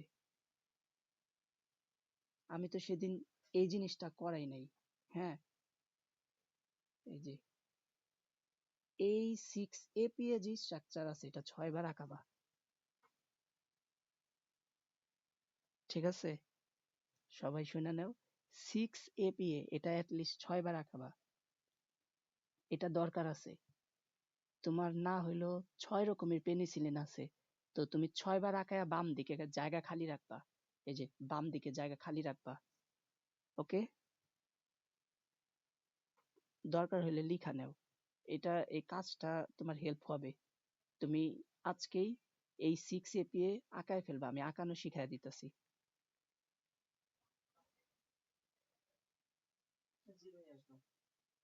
এটা বিটাল একটা মাখাইতে হবে। আচ্ছা, ঠিক আছে।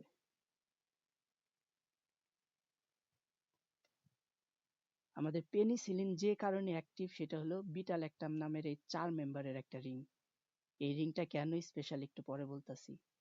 তারপর এখানে একটা সালফার দিবা, এরকম মাছের মতো আঁকায় ফেলবা। হুম। এখন এদিক বরাবর তুমি হলো ডট ডট লাইনে একটা কার্বক্সিলিক মূলক দিবা, ঠিক আছে? আর এই দিক বরাবর তুমি হলো ওয়েজ বা মোটা দাগে NH অ্যামিন দিয়া দিবা, NH2 দিয়া দিবা। আর এই দিক বরাবর হইলো তুমি একটা হাইড্রোজেন দিয়া দিবা। দ্যাটস ইট, তোমার 6 APA হয়ে গেল।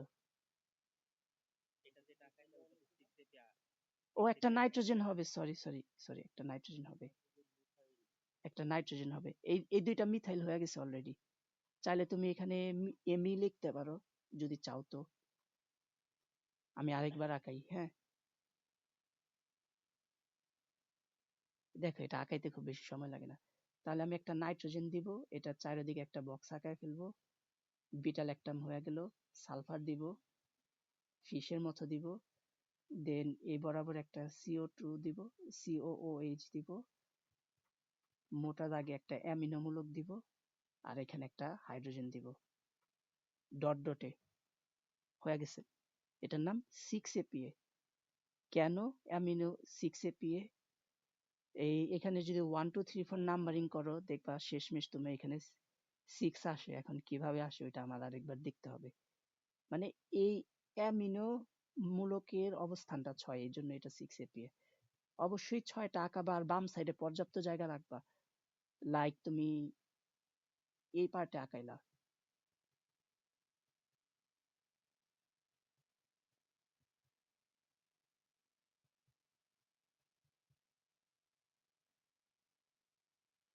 এরকম বাম দিকে খালি জায়গা রাখলা, ঠিক আছে? যদিও আজকে 6 APA সংক্রান্ত কোনো পড়ানো হবে না, কিন্তু লাগবে। আর বাকি যেই স্ট্রাকচার গুলা তোমাদেরকে দেখাইছিলাম প্রত্যেকটা 3 বার করে আঁকায় ফেলবা। পাবা 3 বার, সালফোনিল ইউরিয়া 3 বার, টোসাইলটা আপাতত টোসাইলটাও 3 বার করে ফেলো, সমস্যা কি? এই সালফানিলামাইড তো 3 বার বলাই হয়েছে। মানে 6 APA বাদে বাকিগুলো 3 বার করে আইকা রাখা। হ্যাঁ, বাকিগুলা 3 বার। ওইটা 6 APA, তাই 6 বার কইলাম। আচ্ছা 6 আপা। সালফা ডায়াজিন 3 বার।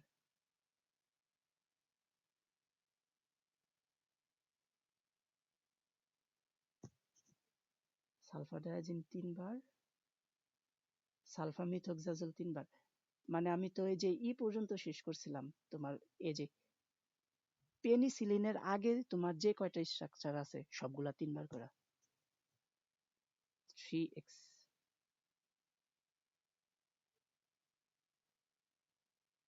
যদি এটা করতে পারো, আল্লাহু আকবার, তোমার অনেক বড় একটা কাজ শেষ হয়ে যাবে। এই দেখো, তুমি জাস্ট আর মূলকের জায়গায় মনে করো 6 APA আঁকাইছো, আর মূলকের জায়গায় তুমি একটা বেনজিন চক্র CH2 দিছো, তোমার পেনিসিলিন জি আঁকানো শেষ। তুমি একটা বেনজিন চক্র OCH2 দিছো, তোমার পেনিসিলিন ভি আঁকানো শেষ। অনেক হেল্প হবে, জাস্ট 6 বার আগে আঁকাই ফেলবা আজকে। আর হ্যাঁ, ওই তো মানে তুমি বলতেছো পেনিসিলিনের আগে যতগুলো চিত্র আছে মানে ইয়ে হুম, আছে ওক্ষেত্রে সবগুলো 3 বার করে 3 বার আগাইতে করে, হবে। 6 APA 6 বার। হ্যাঁ 6 APA 6 বার। তো আজকে পেনিসিলিন দেখাবো না, আজকে বরঞ্চ দেখাবো। মইন আমাকে একটা দিছে, সেটা দেখাবো। লোকাল অ্যানেস্থেটিক্স এর গঠনটা দেখাবো। কেউ কি কোনো মেসেজ দিছে? হ্যালো, হ্যাঁ ও আচ্ছা, ধন্যবাদ মনে করে দেওয়ার জন্য।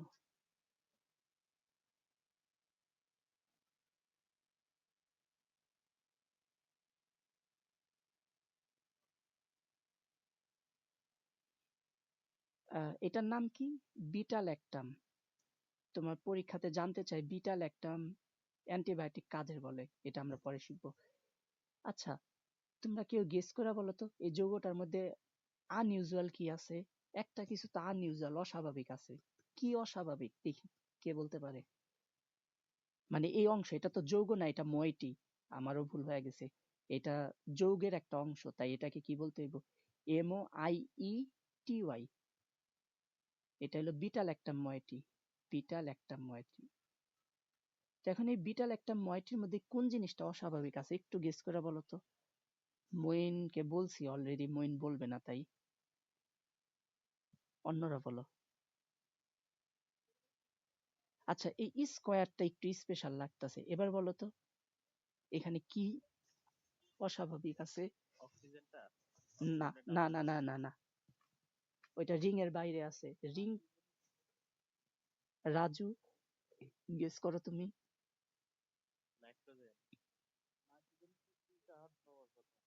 ওইখানে হাইড্রোজেন আছে ভাই, এখানে হাইড্রোজেন আছে, অসুবিধা নাই।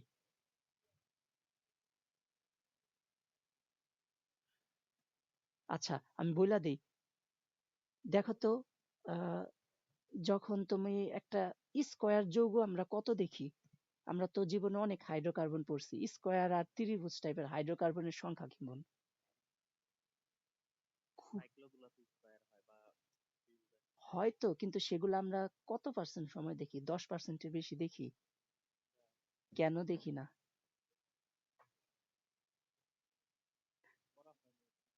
না, এর কারণ হইতাছে এগুলা আনস্টেবল, এগুলা রিং স্ট্রেন বেশি। দেখো তো কোন কত ডিগ্রি করে এখানে, 90 ডিগ্রি করে না, 90 90 90 90।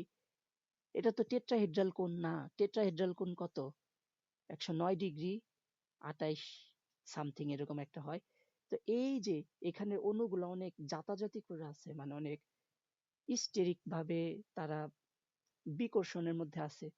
এই বিকর্ষণটাই আমাদের দরকার।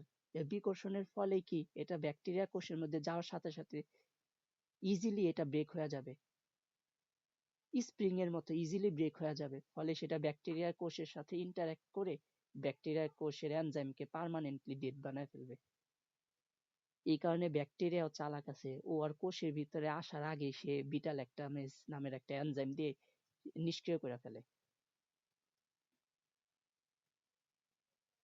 আচ্ছা, আমরা অ্যানেস্থেটিক পার্টটা পড়বো।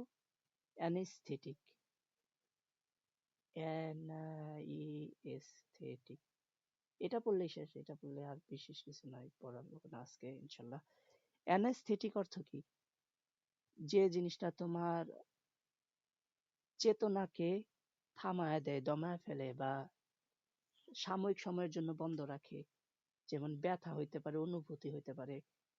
যে ওষুধে কাজ করে চেতনাকে বন্ধ করে দেয় বা থামায় দেয়, তাদেরকে অ্যানেস্থেটিক বলে। অ্যানেস্থেটিক তোমার দুই প্রকারের হয়, এখান থেকে একটু দেখাই। লোকাল আর একটা হলো ট্রপিক। লোকাল অ্যানেস্থেটিক মানে কি, তোমার যে জায়গায় ব্যথা সরাইতে হবে বা যে জায়গাটা অবশ করতে হবে, যা সে জায়গার উপরে দিলেই হয়ে যাবে। যেমন তোমার লিডোকেইন আছে, লিডোকেইনটা যদি তুমি স্কিনের কোনো একটা উপরিতলে দাও, সে জায়গাটা অবশ হয়ে যাবে। এটা হচ্ছে লোকাল অ্যানেস্থেটিক, এটা হলো লোকাল অ্যানেস্থেটিক। আরে,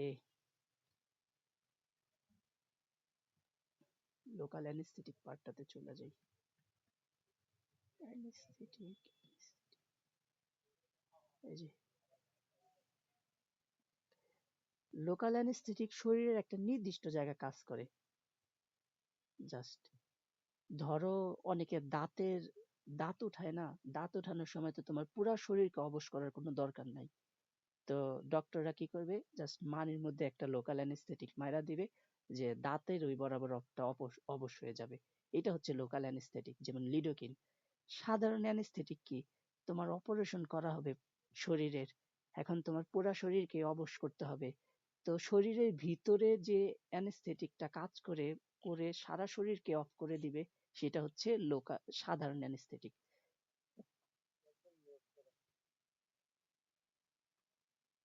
তাহলে সাধারণ আর লোকালের মধ্যে পার্থক্য বুঝতে পারছি আমরা। লোকালটা অল্প পরিসরে কাজ করে আর সাধারণটা পুরা শরীরকে ইফেক্ট ফেলে। এটা মস্তিষ্কের বাহিরের স্তরকে প্রভাবিত করে, আর লোকালটা জাস্ট শরীরের একটা নির্দিষ্ট অংশকে প্রভাবিত করে। অ্যানেস্থেটিকের তিনটা পার্ট থাকে। অ্যারোমেটিক রিং থাকে। অ্যারোমেটিক রিংটা কি, লিপোফিলিক, আমরা অলরেডি জানি আসছি। লিপোফিলিক মানে কি, সে লিপিডের ভিতরে খুব ইজিলি যেতে পারে, চর্বিতে দ্রবণীয়। ইন্টারমিডিয়েট চেনটা অ্যামাইড হয় বা অ্যাস্টার হয়, একটু পরেই দেখবো কিভাবে অ্যামাইড হয় বা অ্যাস্টার হয়। আর একটা হাইড্রোফিলিক অংশ, পানিতে দ্রবণীয় করে।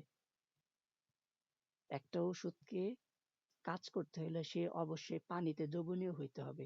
আবার পানিতে দ্রবণীয় হইলে হবে না, সেটা কোষের ভিতরে যাওয়ার সক্ষমতা থাকতে হবে।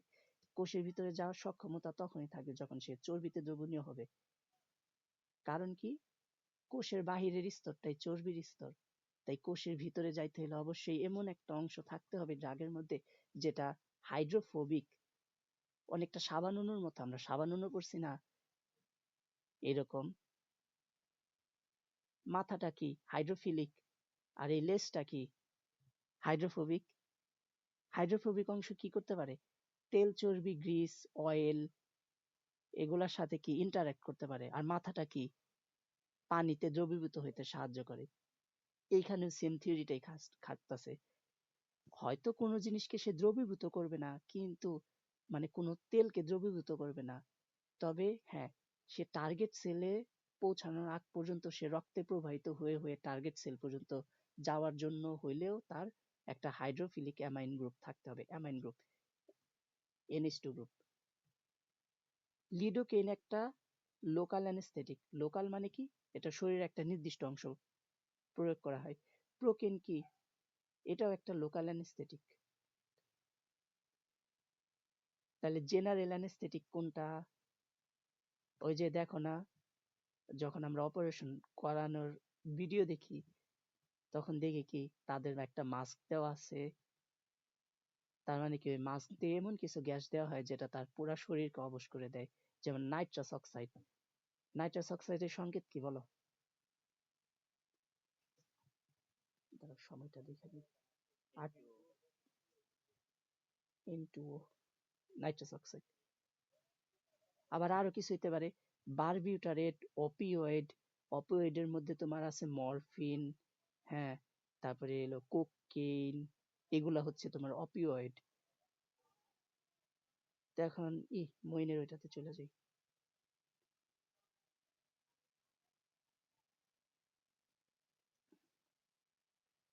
প্রোকেনের স্ট্রাকচারটা দেখো, আমরা একটু আগে শিখছিলাম যে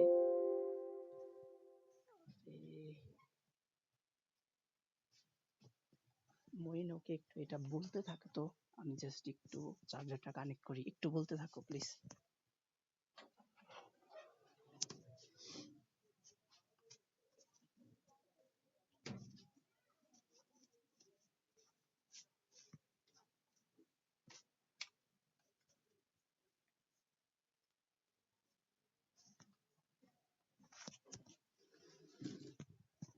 আচ্ছা ঠিক আছে, আমি বলি। একটু আগে আমরা দেখলাম না যে যেটা চেতনা নাশক বা ব্যথা সাময়িক সময়ের জন্য অফ করে, তার তিনটা অংশ থাকে। একটা, দুইটা, তিনটা অংশ, ঠিক আছে? এটা হলো এই যে অ্যামিন গ্রুপ, যেটা হলো হাইড্রোফিলিক, এটা পানিতে দ্রবীভূত হইতে সাহায্য করে। এই যে একটা বেনজিন মইটি, বেনজিন মইটা কি? লিপোফিলিক, মানে এটা চর্বির প্রতি আকর্ষণ দেখায় বা হাইড্রোফোবিক। আর এই যে এখানে কি কইছিল, অ্যামাইড থাকতে পারে বা অ্যাস্টার থাকতে পারে। এই দেখো, এই পুরা জিনিসটা কিন্তু একটা অ্যাস্টার কাইন্ড অফ।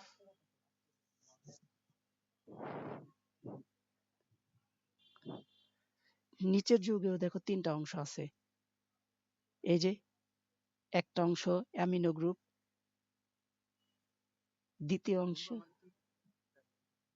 হ্যাঁ কি, হ্যাঁ তোমাকে কিছু বলছিলাম।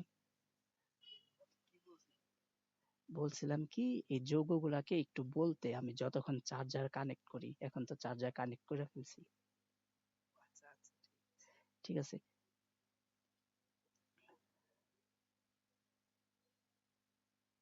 আমরা এই অংশটুকু মনে রাখবো। দেখো, এটা প্যারা অ্যামিনো বেনজোইক অ্যাসিডের সাথে মিল আছে। প্রোকেন, পিতে প্রোকেন, পিতে প্যারা অ্যামিনো বেনজোইক অ্যাসিড পাবা। তো প্রোকেন যখন আমরা আঁকাবো তখন প্যারা অ্যামিনো বেনজোইক অ্যাসিডটা আঁকাবো কিভাবে? এইভাবে একটা মাঝখানে বেনজিন মইটি দিব। মইটি মানে বড় অণুর একটা নির্দিষ্ট অংশ। আর উপরে কি একটা আছে? হ্যাঁ, মিল আছে। জাস্ট এখানে COO H দেওয়া হইতো না, অ্যাসিডের জন্য তো H দেওয়া হইতো, আমরা এখন আর H দিব না। এই জায়গায় একটা, এটাকে অ্যাস্টার বানায় ফেলবো। 1 2 নাইট্রোজেন, 2টা ইথাইল।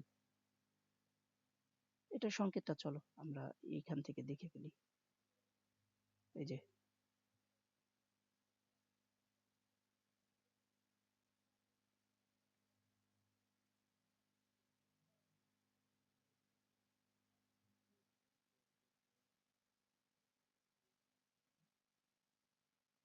ওইটা লাগবে না, বিউপি ভ্যাকেন লাগবে না। এইটুকু কিন্তু অনেকটা প্যারা অ্যামিনো বেনজোইক অ্যাসিডের সাথে মিল আছে, এইটুক জাস্ট তোমার চেঞ্জ করতে হইতাছে কতটুকু, দেখো ইথাইল মূলক লাগায় দিলে সেটা কি হয়ে গেল, বেনজোকেন। তারপরে একটা CH2NN ডাইইথাইল মূলক লাগায় দিলে সেটা কি হয়ে গেল, প্রোকিন হয়ে গেল। তার মানে আমার বলার উদ্দেশ্য হইতাছে, তুমি যদি এই বক্স, রেক্ট্যাঙ্গুলার বক্স মনে রাখতে পারো, জাস্ট এর সাথে একটু এক্সট্রা পার্ট লাগাই দিলেই কি তোমার 2টা যৌগ হয়ে গেল। এবার হলো আর 2টা যৌগ দেখাইতে হবে।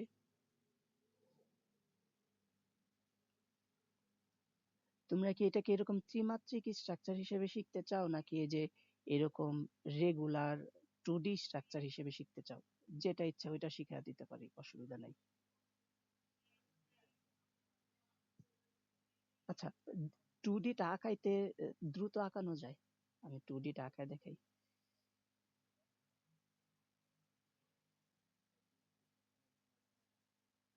হ্যাঁ, 1 2 3 4 5 6, না একটা কম হয়ে গেছে।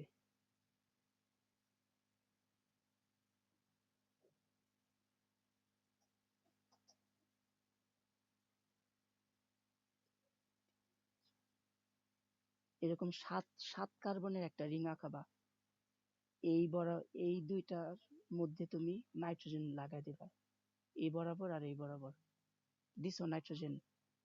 এখন এই নাইট্রোজেনের সাথে একটা তোমার মিথাইল মূলক দিতে হইব, CH3। মিথাইলও দিতে পারো বা এমই দিতে পারো, যেটা খুশি, আমি এমই দিই, মিথাইল। তাহলে নাইট্রোজেনের 3টা হাত হয়ে গেল। এখন এই 2টা পজিশনে তোমার 2টা জিনিস দিতে হইব, এখানে COO দিবা, হুম, আর এখানে দিবা হইলো OH, এখানে হাইড্রোক্সিল, আর এই বরাবর হলো কার্বক্সিল।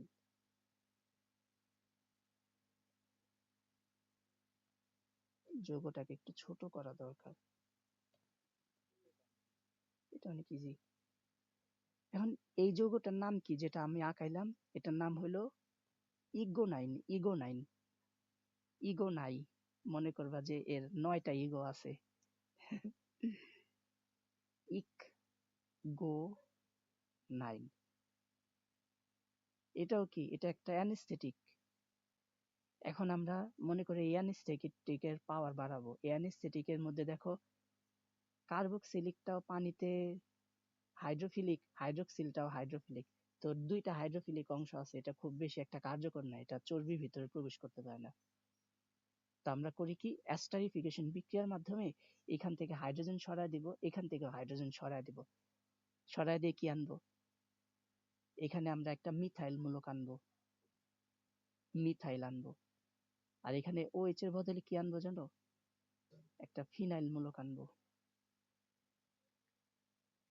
বিজেড মূলক আনবো, বিজেড। তোমরা যদি জানতে চাও বিজেড কি, এই যে উপরে দেওয়া হয়েছে, বিজেড হলো এটা, একটা ফিনাইল মূলক, তার সাথে হলো 2টা আছে। আমি বিজেড না দিয়ে ডিরেক্টলি এখানে আঁকায় ফেলি, তাহলে বুঝতে পারবা, এটা এরকম হবে।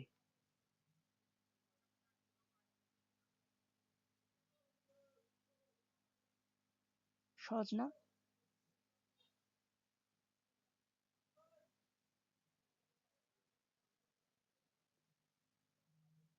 বিজেড, বিজেটে বেনজয়েল।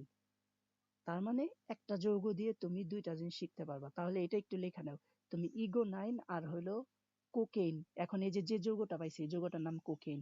আমি গতদিন বলছিলাম কোকেইন বেশি কার্যকর। কেন কার্যকর, ইগোনাইনে দেখো 2টা হাইড্রোজেন আছে, হাইড্রোজেনের আকার ছোট। আমরা একটা থিওরিতে পড়ছি, ক্লার্কের অকুপেন্সি থিওরি বলছে কি, তোমার রিসেপ্টরের সাথে যত বড় সাইজের লিগ্যান্ড যুক্ত হবে সেটা তত কার্যকর হবে। তা হাইড্রোজেনের আকার বড় না ফিনাইল এটার আকার বড়? তাহলে ফিনাইল মূলক যুক্ত এই নতুন অ্যানেস্থেটিকটা বেশি পাওয়ার দেখাবে, রাইট?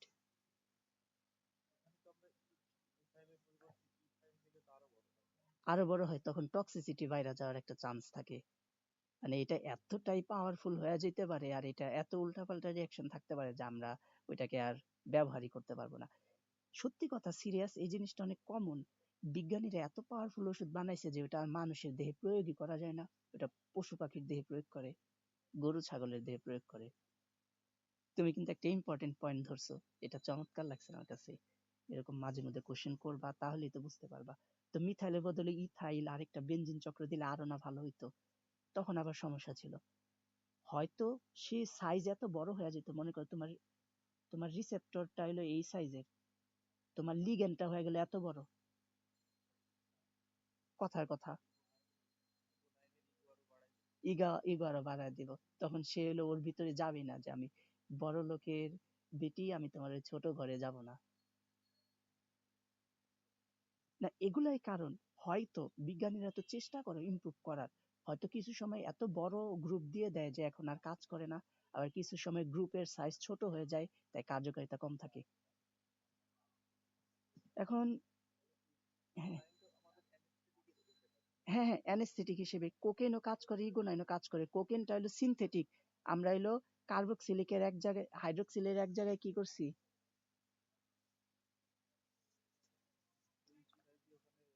একটা বেনজোইল গ্রুপ লাগাইছি।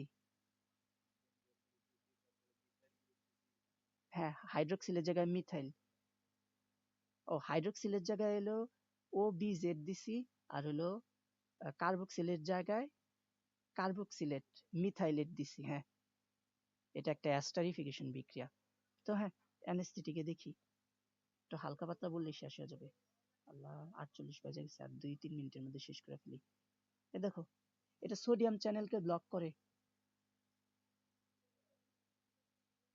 লিডোকেইন কি ব্লক করে? সোডিয়াম চ্যানেল ব্লক করে। আচ্ছা তাহলে বলো তো পটাশিয়াম চ্যানেল কোন ওষুধ ব্লক করে? বিটা সেলে। এটা যে বলতে পারবে তার মানে সে পড়ছে বা সে মনে রাখছে। কে বলতে পারবে বলো? লিডোকেইন, লিডোকেইন সোডিয়াম চ্যানেলকে ব্লক করে। লিডোকেইন সোডিয়াম চ্যানেল ব্লক করে।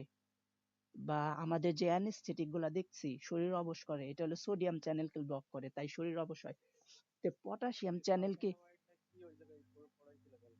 সালফোনিল ইউরিয়া অ্যান্টি ডায়াবেটিক, এক্স্যাক্টলি। আর কেউ পারলা না মিয়া? দেখছো কত সুন্দর। সোডিয়াম রে ব্লক করলে সেটা শরীরের চেতনাকে না হ্রাস করে, সেটা যদি বিটা সেলের মধ্যে যায় পটাশিয়াম ব্লক করে, সেখান থেকে ইনসুলিন বেশি করে নির্গত হয়।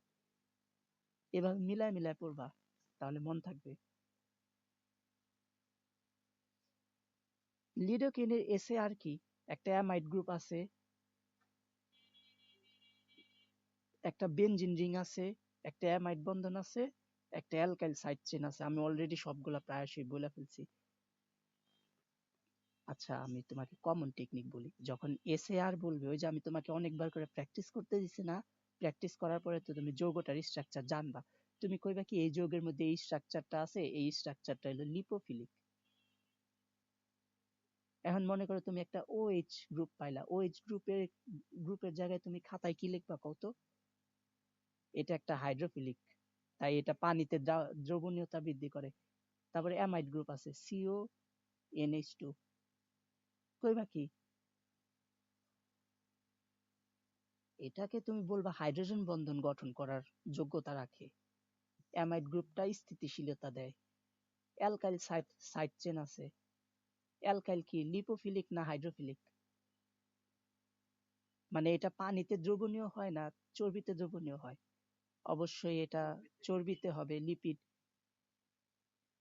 এইভাবে বইলা দিবা, তুমি গঠনের প্রত্যেকটা পার্ট ধইরা ধইরা বইলা দিবা, টিচার কোনোদিনও সেটারে ভুল ধরতে পারবে না। কারণ এইটাই এসএআর, এসএআর এর অর্থ হলো এটা কোন অংশ কি কাজ করে, স্ট্রাকচার অ্যাক্টিভিটি রিলেশনশিপ। প্রোটিন, এ দেখো, প্রোটিনের মধ্যে যখন এসএআর বলবা, বলবা কি এর একটা অ্যামিনো গ্রুপ আছে, এটা হলো পানিতে দ্রবণীয়তা নিয়ন্ত্রণ করে। একটা একটা অ্যারোমেটিক মইটি বা রিং আছে, এটা হলো চর্বিতে, হ্যাঁ লিপোফিলিক। তারপর বলবা যে অ্যামাইড মূলক আছে, এটা স্থিতিশীলতা দেয় আর রিসেপ্টরের সাথে আরো স্ট্রং ভাবে বন্ধন করতে সাহায্য করে, কারণ ইথাইল গ্রুপটা একটু বড় মিথাইলের থেকে। যদি তোমার মিথাইলটা হয় 8, হ্যাঁ সাইজ যেহেতু বড়, এটা হাইড্রোজেনের থেকে বেশি পাওয়ার, বেশি, হ্যাঁ অ্যাক্টিভিটি বেশি। কেন ক্লার্ক এই কথাই বলছে, তোমার লিগ্যান্ডের সাইজ যত বড় হবে, এই সাইজের লিগ্যান্ডের থেকে এই সাইজের লিগ্যান্ড আরো বেশি ভ্যান ডার ওয়ালস বন্ধন গঠন করতে পারবে, এই সাইজের লিগ্যান্ডকে আরো বেশি করে ইন্টারঅ্যাক্ট করতে পারবে। এই হলো তোমার থিওরি। এক কথায় বলতে গেলে অনেক ইজি ভাই, এটা অনেক বেশি মুখস্থ করার কিছুই নাই।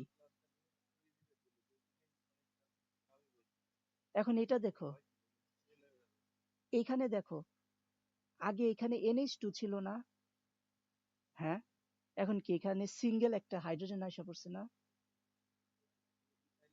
ইথাইল মূলক আসে। এখন কি এটা কি পানিতে দ্রবণীয়তা বাড়ছে না কমছে?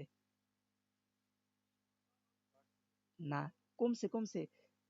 দেখো সাইজ বড় হওয়ার কারণে সেটা রিসেপ্টরের মধ্যে, হ্যাঁ কারণ কি NH2 তে তোমার নাইট্রোজেনের যে পোলারিটি আছে, বা নাইট্রোজেন যে হাইড্রোজেন বন্ডের প্রবণতা দেখাবে, এখানে কিন্তু এই এত বড় একটা অ্যালকাইল চেন আসার কারণে কি নাইট্রোজেন আর সেই পরিমাণে হাইড্রোজেন বন্ডিং করতে পারবে না। ফলে কি এটা পানিতে দ্রবণীয়তা কমবে ঠিকই, কিন্তু এটা চর্বিতে দ্রবণীয়তা বৃদ্ধি পাবে, এটা আরো বেশি করে রিসেপ্টরের সাথে সিগন্যাল প্রেরণ করতে পারবে, তাই বলতে পারবা যে টেট্রাকেন আরো বেশি পাওয়ারফুল। এটা, তবে হ্যাঁ বেশি পাওয়ারফুল ওইভাবে বলা যায় না খুব একটা, এটা দ্রুত কাজ করতে পারে এটা বলতে পারো। কেন দ্রুত কাজ করতে পারে? এটা কোষের ভিতরে দ্রুত দ্রুত প্রবেশ করতে পারে। এটাও কি সোডিয়াম চ্যানেল ব্লক করে।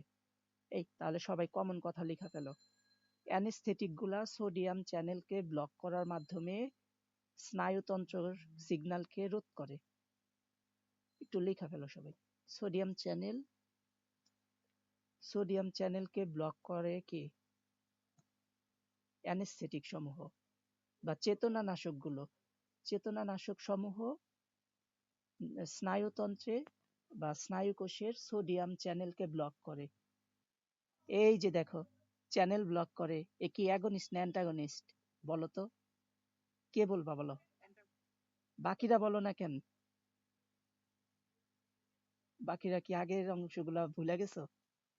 বলতে হবে তো এগুলা, এই যে এখন কাজে লাগতেছে। আমি কেন 4 নাম্বার চ্যাপ্টার পড়াইছি, আমি জানি 4 নাম্বার চ্যাপ্টার থেকে এইখানে থিওরি তোমাকে হেল্প করবে। এটা অ্যান্টাগনিস্ট, দেখছো অ্যান্টাগনিস্ট কাজের।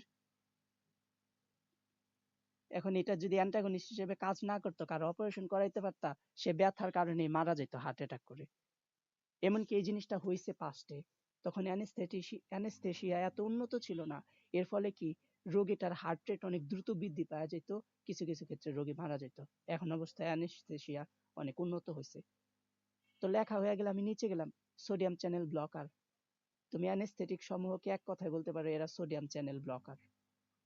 এটা প্রোকেইনের মতো, টেট্রাকেইনের মতো কোলেস্টে কোলিনেস্টারেজ দ্বারা মেটাবোলাইজ হয়। এটা একটা এনজাইম।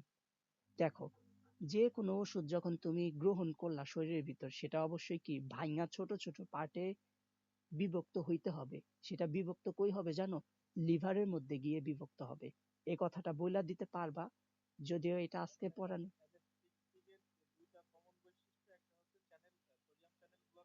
হ্যাঁ কোলিনেস্টার এনজাইম দ্বারা মেটাবোলাইজ হয়। মেটাবোলাইজ হয় মানে কি, সে হলো শরীরের থেকে বের হওয়ার আগে ফাইনাল প্রোডাক্টে পরিণত হয়।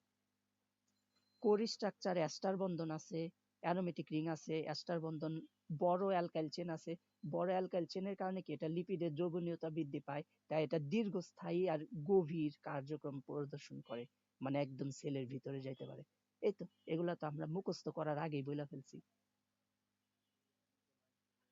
ইগোনাইন কি কম পাওয়ারফুল হবে না বেশি পাওয়ারফুল হবে কোকেনের থেকে? কম হবে। এই যে এটা চর্বিতে যাইতে পারবে না। এখন আমি বলি কেন আমার চর্বিতে যাওয়া প্রয়োজন। তোমার এটা ব্রেনের ভিতরে কাজ করতে হবে না, নার্ভের ভিতরে যাইতে হবে না। তোমাদেরকে আমি বইলা দিই ছোট ক্লাসের পড়া, এই যে নার্ভের যে এই যে গঠনটা দেখো, এটার এটার কিন্তু একটা আবরণ থাকে, মায়েলিন সিট নামের একটা আবরণ আবরণ থাকে। এই মায়েলিন সিটের আবরণটা কি প্রোটিন দিয়ে গঠন না ফ্যাটের গঠন? ফ্যাট। তাহলে এই ফ্যাটটাকে ক্রস করার জন্য অবশ্যই কি এই অণুগুলার ফ্যাটের ভিতরে যাওয়ার অ্যাবিলিটি থাকতে হবে। হ্যাঁ, আর এই অ্যাবিলিটিটা তখনই হবে যখন হাইড্রোজেনের বদলে অন্য কোনো অ্যালকাইল গ্রুপ, যেমন methyl, ethyl, propyl, butyl, phenyl, ester, এগুলা থাকবে।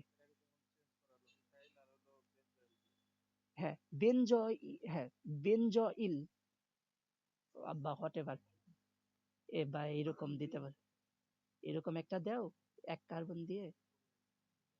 হ্যাঁ, বেনজিন কার্বনিল এক কথায়। এটা ট্রপেন অ্যালকোলাইড। ট্রপেন অ্যালকোলাইড মানে কি, এটা ট্রপেন নামের যে গাছ আছে সেই গাছ থেকে পাওয়া যায়। এটা লিপিডের দ্রবণীয়তা তুলনামূলক কম, দেখছো আমরা এটা নিচে দেখার আগেই বলে ফেলছি। আমি কিন্তু এখানে তাকাইও নাই, আমি জাস্ট এই দুইটা তাকাই বলে ফেলছি, তুমিও বলে ফেলতে পারবা। এটা কোকেনের প্রধান মেটাবোলাইট। এর অর্থ কি জানো? আমি তোমাকে এখনই বলে দিতেছি। এটা কি অ্যাস্টার না? সিওও একটা অ্যালকাইল গ্রুপ, এটাও কি একটা অ্যাস্টার না? অ্যাস্টার কিনা সবাই বলো। আমরা যদি একটা অ্যাস্টার বন্ধন নেই, আর এটারে যদি আমরা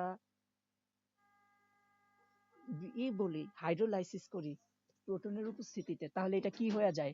অ্যাসিড হয়ে যায় না? এই জিনিসটাই তো হবে। তাহলে এটা যখন শরীরের ভিতরে কাজকর্ম শেষ হয়ে যাবে, এই অংশটা ভাঙা যাবে, এখানে একটা হাইড্রোজেন আইসা পড়বে, মিথাইলটা সরে যাবে, একটা হাইড্রোজেন আইসা পড়বে। তো এখন যদি হাইড্রোজেন আইসা পড়ে, এই যে এটার নাম কি হয়ে যায়? ইগোনাইন হয়ে যায় না?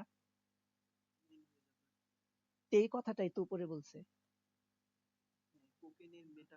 ইগোনাইন। মেটাবোলাইট মানে কি, সেটা মেটাবোলাইজ হওয়ার পর যে জিনিসের রূপান্তর হয়। মেটাবোলাইজের অর্থ কি? মেটাবোলাইজ অর্থ হলো তোমার শরীরে যাওয়ার পরে ওই যৌগটার একটা পরিবর্তন হয়েছে। ভাই কিছুই মুখস্থ না ভাই, বিশ্বাস কর, কিচ্ছু মুখস্থ না। একটা আরেকটার সাথে সম্পর্ক যুক্ত, জাস্ট তুই একবার সম্পর্ক বাই কর, তোর পড়া কইমা যাইব।